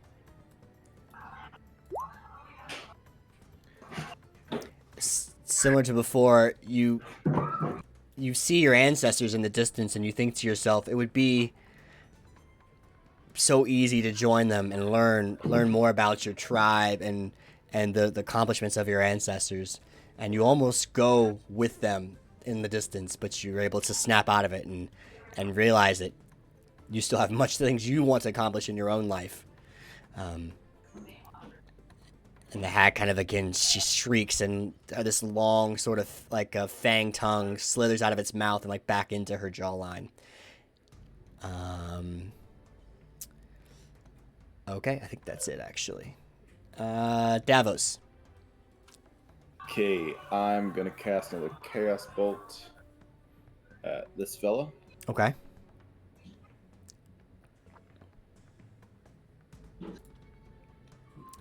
That is a... Let's do that. 7, That's not gonna hit. unfortunately. Yeah, it just goes wide. This time it paying attention to you as you're countering its spell in the background. It kind of ducks down, and it is what kind of damage? Oh, psychic damage. You just see like this sort of thin line burst in the trees behind, and like leaves and snow come shooting out from the tree behind. And unfortunately went wide. Anything else you want to do? Right. Not a lot of choices. I am going to do nothing else. That's it. Okay. DeQuinn, you're up.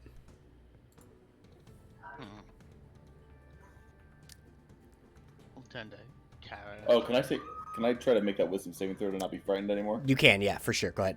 Sorry. Okay, go ahead. Yep, you remain. You remain frightened. You're like, I'm not even going to turn around because I do not want to know what's behind me going on right now. Appreciate the opportunity. Not even looking at it, and he pisses his. Yeah, you guys see Oh, no. a little bit of frozen robe at the bottom of Davos. DeQuinn, make a wisdom saving throw as well. Start of your turn. And you're eye to eye with this fucking thing. And I think you have disadvantage, actually. You are you... I guess you wouldn't need to do it again then, huh? Unless it's super frightened, I don't know. Yeah, no, you're fine. You're right. That's for only if you're not frightened. Okay. Yeah, I'll turn to Kara and be like, "You come to take my quarry and leave your master to the slaughter." And then I'll take the opportunity attack. And Okay. attack. So 12. that misses.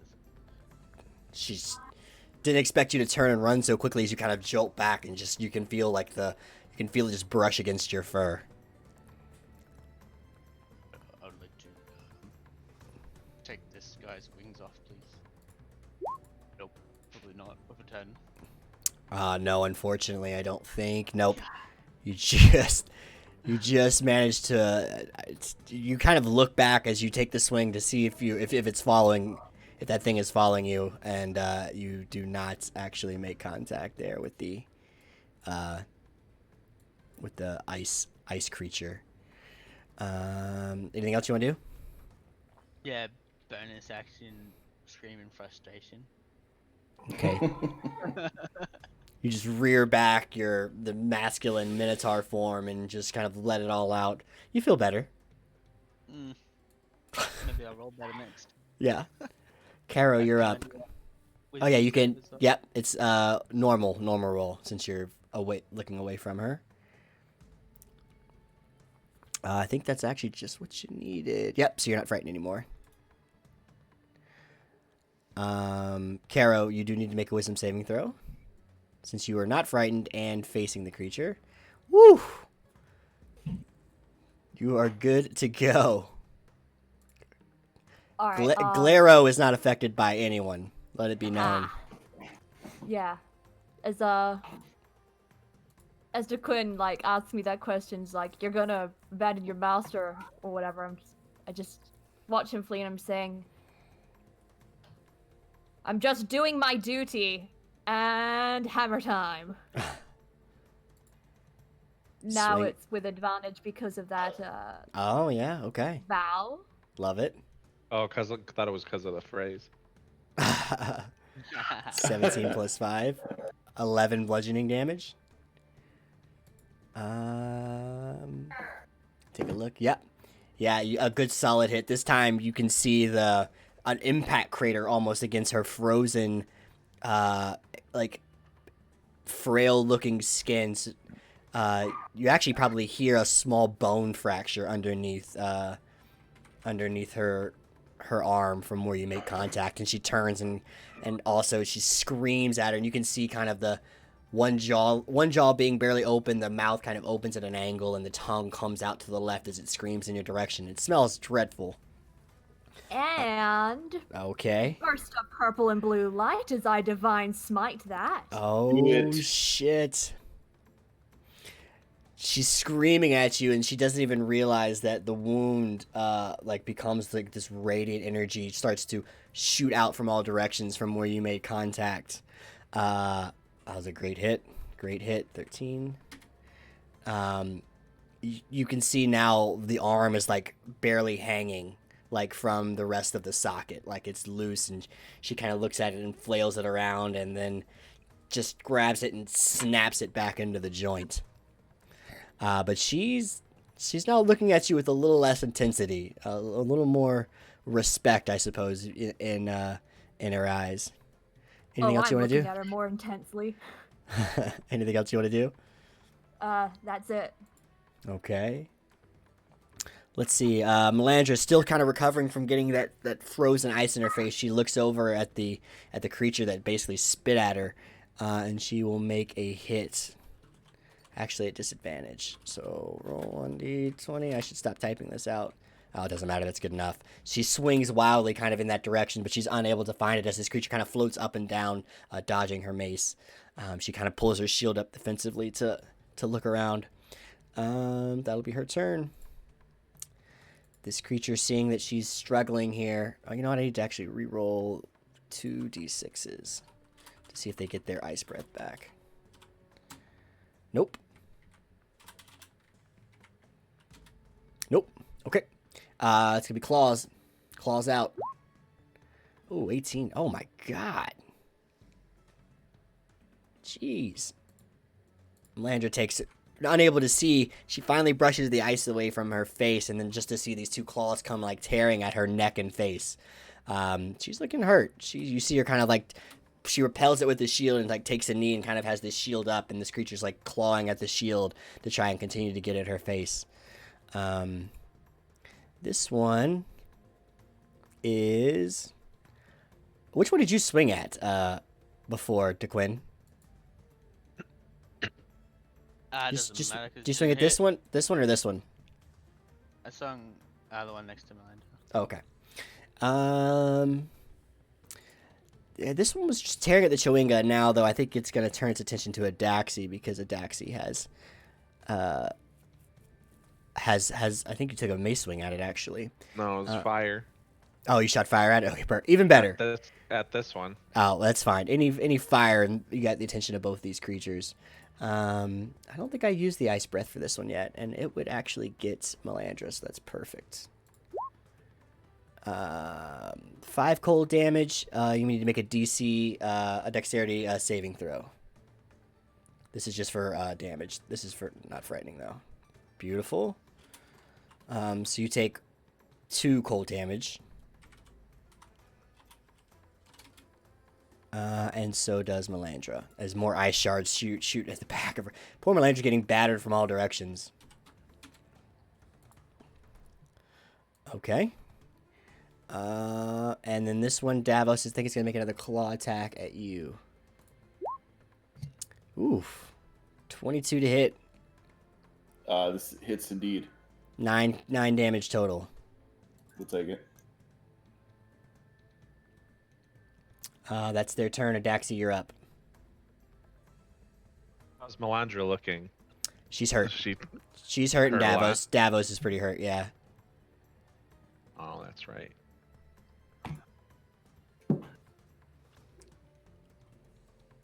And you said prayer or healing Should have a takes 10-minute 10 cast. minutes. See casting time by it? Right. So what does that mean as far as rounds? The average round from start to finish is 6 seconds. Oh, jeez. Yeah. Wait, what? This would take all day to cast? No, it just takes it in combat. It takes a long time. The idea is you can't really use. So this you can't, isn't out of combat. Okay, exactly. That's exactly. all I needed to hear. Yeah. That makes a lot more sense. Just But- say it's but out like- of combat, jackass. Well, there's some spells are like a minute long, right? So that's 10 rounds of combat essentially. So that does matter, but like for 10-minute casting time, yeah, you'd be dead by the time you started casting that if you just didn't do anything. I'll do another healing word on Davos. Okay. For a bonus action? No, for a regular action. Oh, wait, that is a bonus action. Yep. Oh, then I'm going to do... Sorry, that's not what I meant. Cure Wounds on Melandra. Okay. So you reach back and touch Melandra while she's like has the Right. shield up. Nice. And then the bonus action is the healing word on... There you go. But this still back to a rank 1 again. So Okay. I don't want to use both my rank 2 spells. 6 health to Davos. Woohoo! What's your spell focus, Odaxi? My focus? Yeah. Well, actually, we'll talk about it later. We'll worry about it later. Don't worry about it. Just trying to add flavor to your spells. That's all. Do you want to move or anything? No, I don't think so. I don't Okay. think I hit. Yeah, I think I'm good. That leaves the hag's turn. Kind of pissed off that everyone's back is to her. She's going to... Let me see. Is it start of her turn? Not Nope, Kara, this- though, no, right? It starts everyone's turn. Yeah, everyone but Caro has their back to her. She's gonna look at Caro and come just bring the claws, return the favor. Yeah. 22 to hit. Hits. That's 11 slashing. 11 slashing. Oh my god. Yeah. Did she hit twice?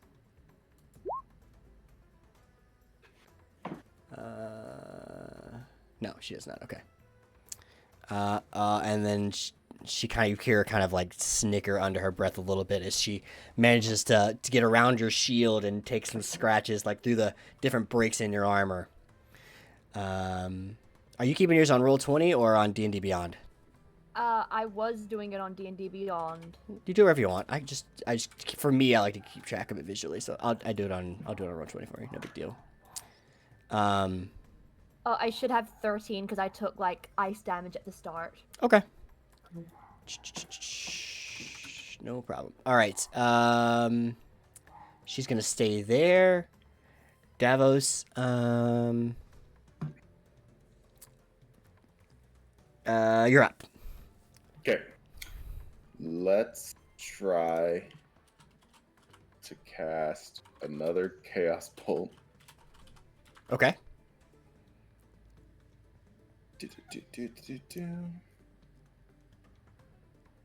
Ooh, see that? That hits.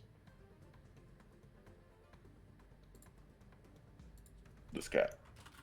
That does hit. Yes. Actually, 13. I think that's just what you need.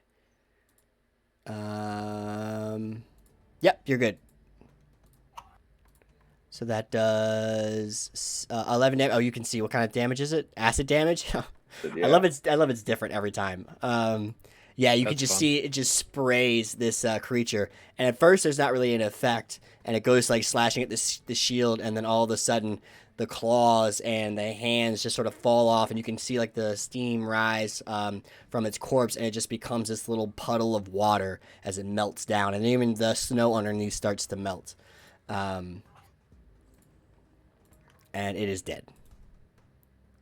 Nicely done, sir. Yeah. And then I'm gonna try to not be scared anymore. Nope. You are... Wow, you're still perpetually scared, huh? Okay. I'm just minding my own business. South. Stage south. Stage Very bottom. nice. Stop the Coward Punch reminded me, well, not reminded me, educated me that once you save from its horrific appearance once, you don't have to keep making that save, which actually makes a lot of sense that you guys don't have to keep rolling wisdom saves over and over.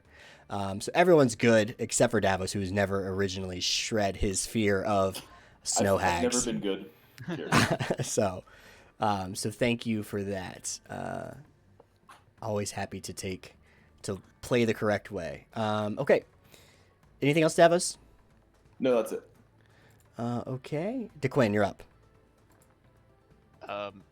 Yeah, right. I'm going to pray that I can actually get a connection this time and slash at this recklessly with the halberd. Okay. Okay. Okay. God. 21 hits. 12. You see this halberd kind of come from right above your left, Odaxi, and it just stabs into this creature and then pulls out.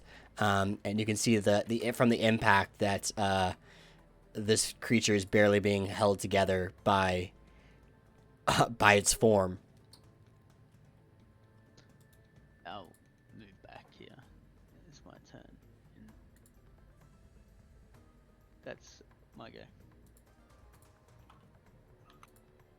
Okay. Up next is Caro.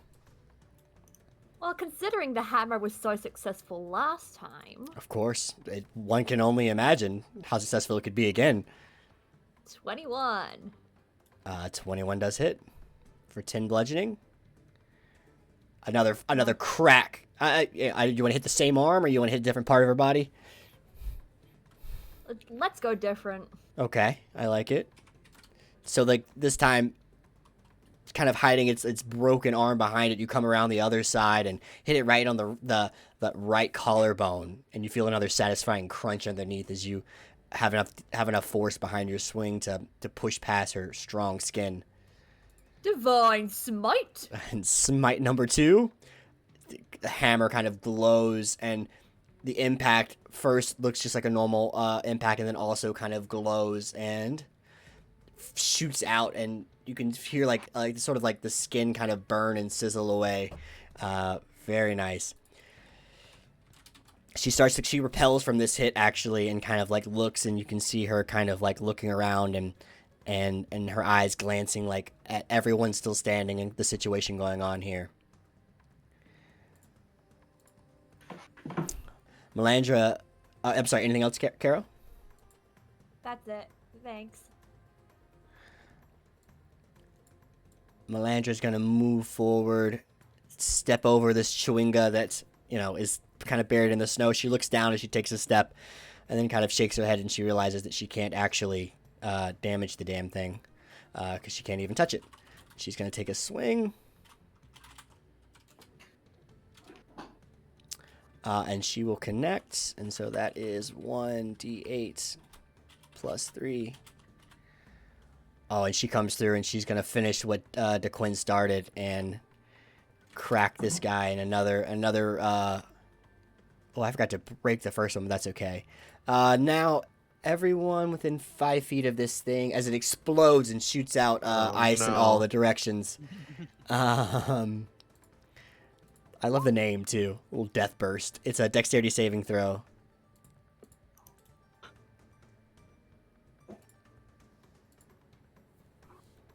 $13's good. 16's good. And an 11's actually good. So it is, I think, half damage for everyone. Yeah, so it's only one damage, as shards of ice shoot out in all directions. And now it is the last guy's turn. What does he roll for his breath? I actually don't know. Oh, I'll roll a 1d6 now. Nope. Oh, this creature's doing pretty good. It's having a lot of success against Davos, so it's going to do another claw attack. 16. Yeah. This time only doing 4 damage. I don't know how it went from doing like 14 damage to 4 damage. Bad roll, I guess. Scared now. And that's the end of its turn. Odaxi. Sacred Flame on this guy. Okay. He needs a dex saving throw 13. Okay. 15. Sorry, my friend. Man. It feels the heat kind of forming in your hand over there, and it looks quickly and then sort of like shoots up at the last moment to dodge. It's very keenly aware of heat sources around it. Ooh. Next up. Well, I'll do a bonus action as okay. well. Yeah, sorry. I'll see that Caro is holding against the hag, and I'll cast Shield of Faith. Okay. On throw that one Caro. in the chat for me. Just bonus 2 to AC. And is that a concentration? It's a concentration, yeah. Okay, so I'll give you the little concentration face. All right. Well, that's good because it's the hag's turn, and it's going to take another claw swipe at... Oh, 13's not going to do it, is it? Not at all. This time, those long, sort of sharp fingernails with these icy tips come just scratching at the shield. She's still looking pretty frantic, but I don't think she's going to run quite yet. Davos. Yes, I am going to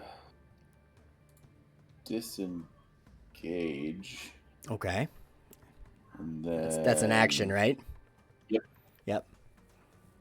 5, 10, 11.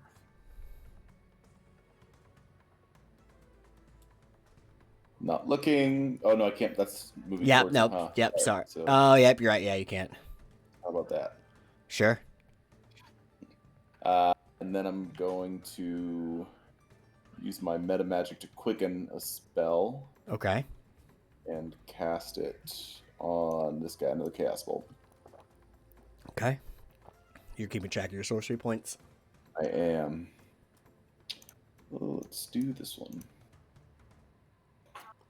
That will hit, and some thunder damage.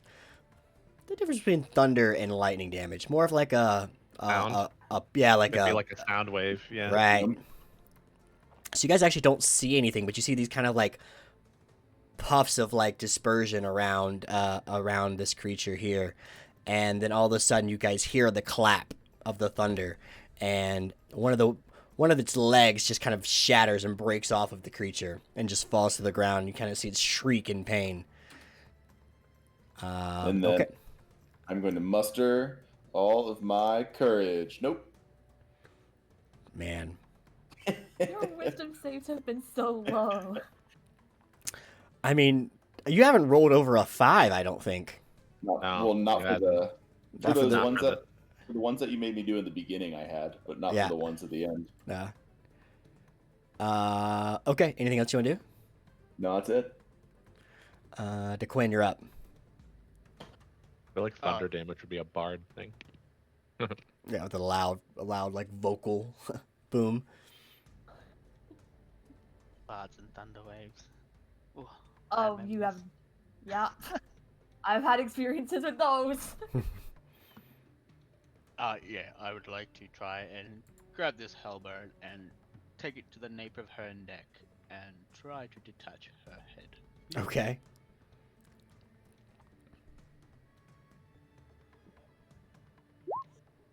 Roll for detachment. Roll it for detachment. but That is 16 is good. The 6. Yeah, 6. Unfortunately, you come at the neck and you actually get the halberd. Ow! I chopped myself in the neck a little too hard there. You actually get the halberd into the neck a little ways, but it's not enough to actually detach. She kind of turns and looks at you, and like as she turns, the halberd still kind of in her neck, slides around, cutting more of her neck. And she kind of looks at you and like slithers, and her tongue like reaches down and like taps the halberd. disgusting. Anything else you want to do? Go ahead. No, that's it. That's all I can do. Okay. Actually, yeah. I want to bonus action use my hammering horns to try and push her 5 feet. Okay. No, she's up on the edge, so. Oh yeah, you're attacking from about 10 feet away with the halberd, right? Yeah, Okay. considering she's 5 feet up. Yeah. All good? Oh, good. Caro. There's a halberd that just Stop. left her neck. Stop. Hammer time. Oh boy, is this a thing? Did you say this out loud, or are you just doing this for the rest of us? I'm not saying it out loud. Okay. But in your head, in The Caro's player, not the character. in Caro's head though, she says, "Stop, hammer time," and then she's The queen's got decapitation. I need something cool. Hammer time, hammer time. DeQuinn does division. Oh, 21? Yeah, 21 definitely connects. Also, you come around the back of her head and just ricochet off the back of her head, and you can see her head stumble forward some. She's still hanging in there, though. I will save a smite for later. Okay. Up next is Melandra. She's going to step over this here. Oh, she doesn't have disadvantage anymore. And take another swing.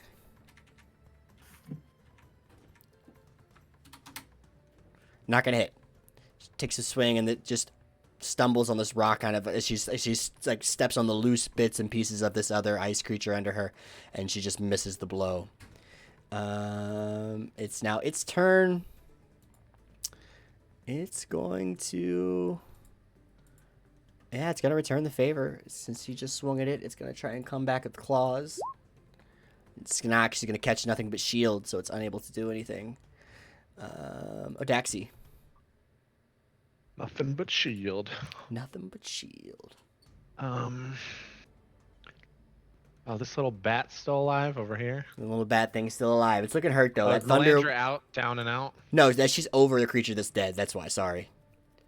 She's Oh, actually got over it. the old creature. All right, we're gonna try Sacred Flame. Third time's a charm. Third time. That's what they taught you in school. Dexterity, right? Yeah, 13. 10. Nice. Radiant damage. This time it connects and the searing light kind of enters and it exposes all the existing cracks and crevices from the damage it's taken, and it looks like it's gonna just fall into a bunch of small pieces, but it doesn't quite do it. It manages to stay in one piece, but another arm falls off, and you can tell that this thing is like a breath away from not existing anymore. Right.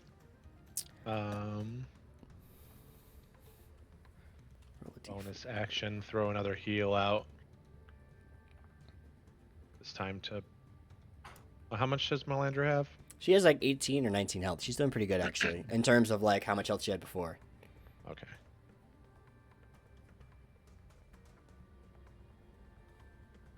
Healing word on Caro. Okay.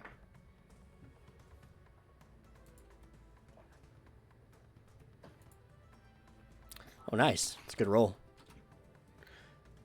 Plus 7 health. As you see, kind of a couple claw scratch marks stitch up on underneath your armor. It didn't use a slot. Uh-oh. Daxy's been cheating. No, I'm good now. I'm just kidding. I clicked cast and it didn't do it. Snowhack's gonna turn, and it's looking back and forth between Caro and DeQuinn, realizing that it's kind of pinned. It's going to make a slash at DeQuinn. I would like to use my reaction. Okay. What would you like Protection fighting style. to do? All right. I will bring it up. Is DeQuinn within 5 feet of me? Oh, he's not actually. Ah, Actually, shit. she can't even attack I don't DeQuinn. She can't attack DeQuinn. No, because I said she's 5 feet up on the mushroom. And her range on her claws is only 5 feet anyway. Caro's up on the mushroom too. Yeah. Well, Caro's up there. So it wouldn't actually be able to even attack DeQuinn. So we'll say it attacked Caro, but it also rolled a 6, so it's not getting anywhere near hurting anyone. So you still have your reaction at this point. We'll say you don't have to use it because she was not actually able to attack DeQuinn. But somehow DeQuinn feels a sense of protection around him. He feels that, even though it didn't really happen. It was more of a mental. It's a spiritual thing for him. Yeah. From my ancestors. You This sense hag- the presence of pop. This hag kind of seeing this fight not turning its way, slashing against Caro with DeQuinn at it. It's going to turn and try and take a run for it, I think, at this point. It's not going to end well, probably. Yeah, so it's going to go 5'10". It's going to try and jump down off this mushroom. Actually, it's not even a mushroom. It's a damn stump the whole time. Opportunity attack? You get your opportunity attack, and so does DeQuinn. Do you get opportunity attack with the range? You do, right? Yeah. Or is that a feat you have to have? 6 isn't going to No. do it? It's Does 16. it still count as advantage with my vow? Wait, can I make this on I don't think the vow maybe. You wouldn't get it with reckless though. No, reckless is on my turn. You're correct. Yeah. Well, you don't need it. As she goes to like turn and leap off the stump, how do you want to finish her off? Oh, damn! Yeah, Okay. she was hurting. Back of the head. Okay, just one good clobber. Yeah. So she like turns and like lifts her foot up right as the halberd comes to like sweep her legs. She turns to jump and she's in the air and as she looks back, like she doesn't even see anything but this big large hammer just encapsulates her vision, and it's actually her head that lands first into the snow, and then her limp body kind of rolls over her head and she flips onto her back. You can see like the skull is cratered in, and all you see is that one kind of glaring eye in the enlarged socket, just kind of like looking up into the sky, and then like it just fades to black. She did.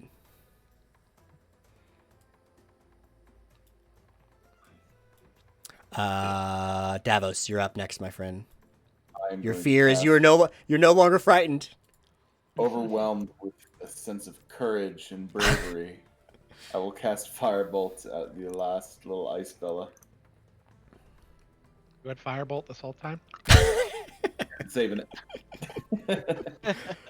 Cantrip. Not only does it hit, and you can see kind of the flames erupt into the chest cavity of this like already barely held together thing, but it blows through the chest cavity completely, and now there's like a perfect firebolt shaped hole in its chest, and it just kind of the rest of it just crumbles around it. And that is the end of that one as well, and the end of our combat. Yay! Give it some other mood music. It's just so awkward when it's. Oh, let's do this one. This one's prettier. I think it's prettier. There we go. So you see like these ice, like I don't know, weird, like I said, hybrid bat sort of, just goblin-like creature. Yeah, like gargoyle. Exactly. Yeah, gargoyles? kind of exactly. They all start to kind of crumble and fall across the place. This haggis now, it's like rapidly decaying, barely being held together. It seemed like, besides just sheer hatred of something. A little Chwinga pops its head out of the snow and kind of looks around, eyes wide, trying to see what the hell is actually going on. And these little blue mushroom looking things, as you guys get a little closer, you realize that inside are little Chwinga spirits, and the outside of these cases start to melt away. And some of them are mushrooms, but many of them are these encapsulated spirits. And then one by one, they start to melt away and kind of come back into existence. And one by one, they all start to disperse among this tree here, and some of them turn into mushrooms, some of them turn into actually these beautiful luminescent blue flowers. Some of them turn into these cute little stone figurines in these various poses, one doing a handstand, one's like riding on the back of another friend, and they both turn into these like little cute stone figurines. And the temperature kind of returns to this place a little. It's still very cold, but it's not as chilling as it was before, especially with those ice gargoyles breathing their ice breath on all of you. And your little friend here kind of looks at you all and comes up to each of you and gives you like a little pat on the leg. And jumps on the back, kind of crawls up the back of Odaxi's of his armor and onto his shoulder, and then sits down and turns into its own little stone figurine as it kind of just like hardens very slightly, and it's not heavy or anything like that, but you get the sense that it's done whatever it needed to do, and it's kind of passed on towards whatever lies for beyond for these little spirit creatures.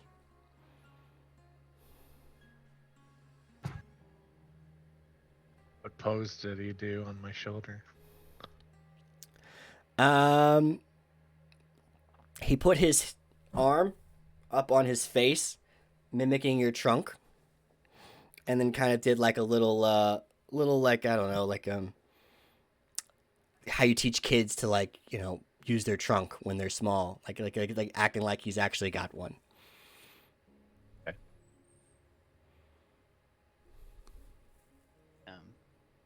Duquin will go up to Caro as all this goes along and like places his hand onto her head and like scruffs up her hair, and he will say to her, "I know, Tyr is the blind god, but you shouldn't lose sight to what's important to you." And like he'll just turn Caro's head towards Melandra, looking bloodied and hurt. Just kind of like using her hammer propped up. She doesn't look too terribly bad, but she's definitely she's like picking like small pieces of like ice out of her armor and out of some of like the creases in her armor and her hair and neck, almost like a porcupine quill, some of them.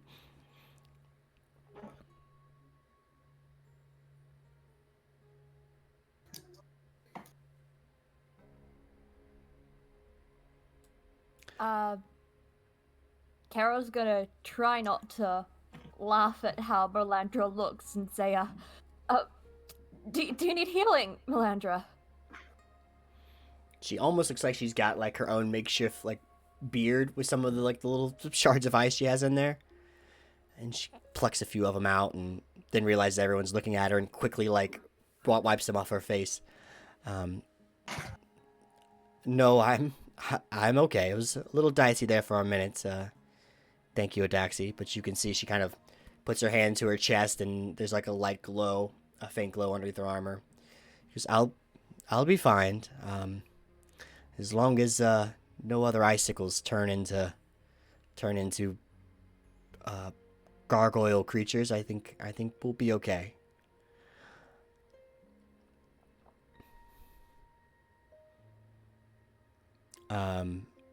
As Carrie goes talk to Melandra, Quinn will go over towards Davos and just sniff. Damn boy, you smell like piss. Well, I was rubbed up against your loincloth not too long ago, so... Oh, I feel sorry for you. That thing hasn't been washed since the ogre game.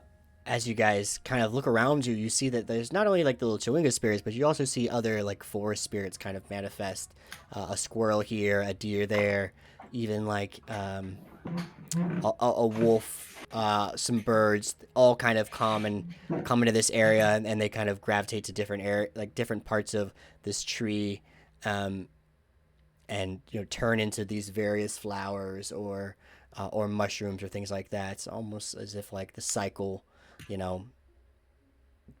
of life somehow is metaphorically characterized here, and it's pretty. It's something you wouldn't normally see in your average forest, it seems. I'd say. Is this what the spirit sent us here to do? To clean this up or prevent? Yeah, I don't know. I'd imagine. So the hag was causing the stoppage. Seems so. That'd be my guess.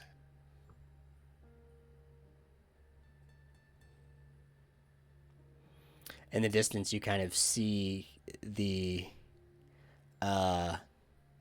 elongated form of that three-eyed serpent dragon kind of like careening for you, almost like damn, what's the name of that fucking dragon? And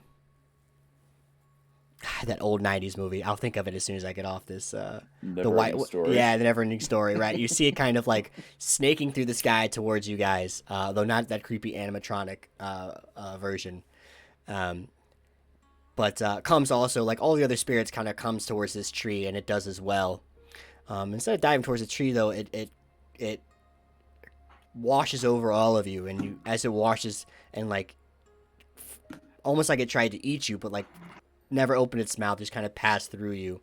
The white sort of reflection of the snow intensifies and brightens, and in the back of your mind, again, you hear that sort of familiar voice, as it says, "Thank you."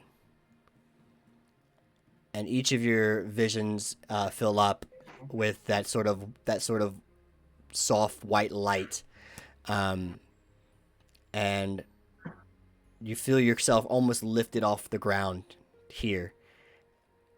And a moment passes, another moment, and you feel that resistance against you again on your feet as it's connecting to something, and your vision returns to you. The white light kind of fades away from your eyes, and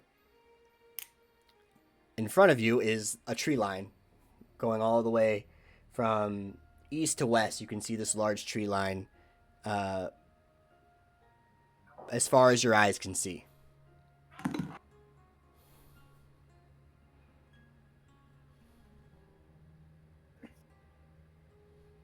Are we like in the open? We just see the tree line in front of us?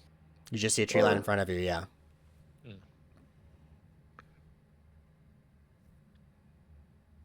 We're not floating, are we? Nope, you're on the ground. And these are familiar trees. These are more closely familiar to the ones that you saw when you first entered the forest at Good Mead. I will go so- towards the tree line. There's trees. Go through the tree line. You see nothing but trees in front of you as far as you look. Perfect. I think we've been taken I'll over. stop. Yeah.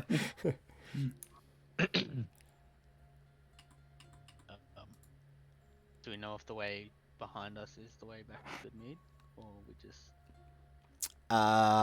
So you turn around and you don't see a tree line. You see this sort of open field.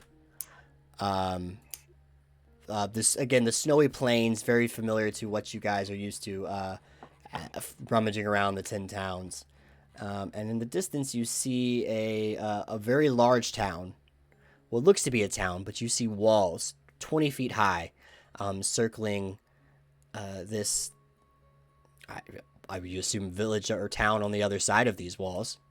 But it pretty much is a large fixture out in the distance. You know, maybe a mile away or so, if even. Would I be familiar to Quinn and I? Yeah, What kinds of cities have walls? You would know that there's only really one city that has a wall like this in all of 10 towns. And that city is, in fact, Bryn Shander, the cultural center.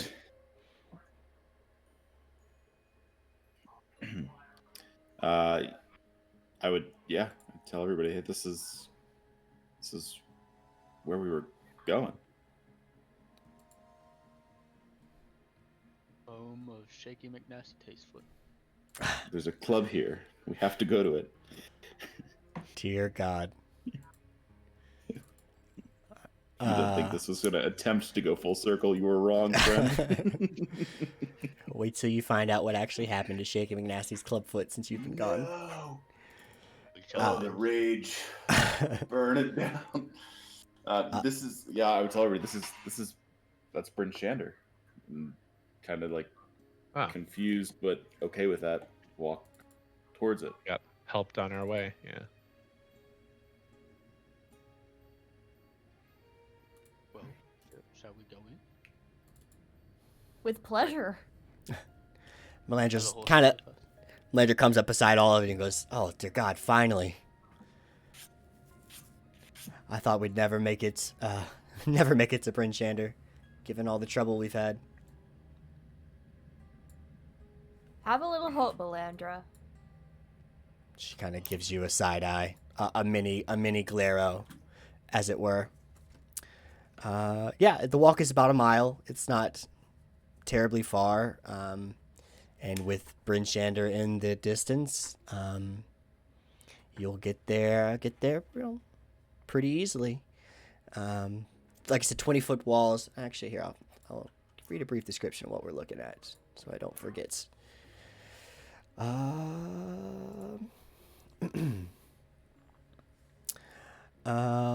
It's a walled town perched atop a cold, lonely, wind-lashed hill. Bright lanterns, you can see are kind of starting to like flicker on in the background as the sun is receding behind what is already a cloudy overcast. The walls look like to be 30 feet high.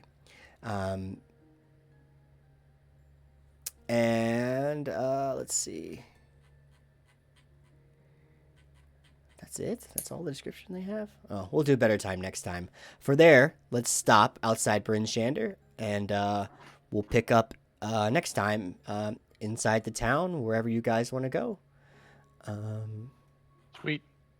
But yeah, let's call it there. It's almost 8 o'clock, and that's as good a place as it is, I think, to take a little stop. Sounds good. All right. Well, thank you, everyone. Be sure to stop by the text channel in Discord for Oh God. play-by-play and images and gifs. Thank God I keep that minimized the entire. I've got too many other things to look at to know what the hell's going on in that thing. It's like. Okay, sorry. You can wrap up and then we'll talk. Okay. Yeah. Thank you guys. I hope you had fun this session. Thank for everyone who stopped by. thanks again to Stop the Coward Punch for, making sure that we didn't roll 9,000 more wisdom saves like we were on track to do. Everyone but Davos. Davos just perpetually, maybe that's the real strat, is just perpetually be frightened the entire time. It worked. I killed a lot of things. We do this every 2 weeks, so next time will be the 17th, unless we have issues, which we'll work out offline. And I will upload this to YouTube, and in the YouTube I always put all the links for where we get the cool tokens and the maps. These 2 maps today are from Sez and Piku. I actually don't know how to say them out loud, but they're 2 really cool Patreons that I follow. They're just really gorgeous map makers, I think. But yeah, thanks to everyone who stopped by, and we'll see you next time. And I will take us off the air. We're out.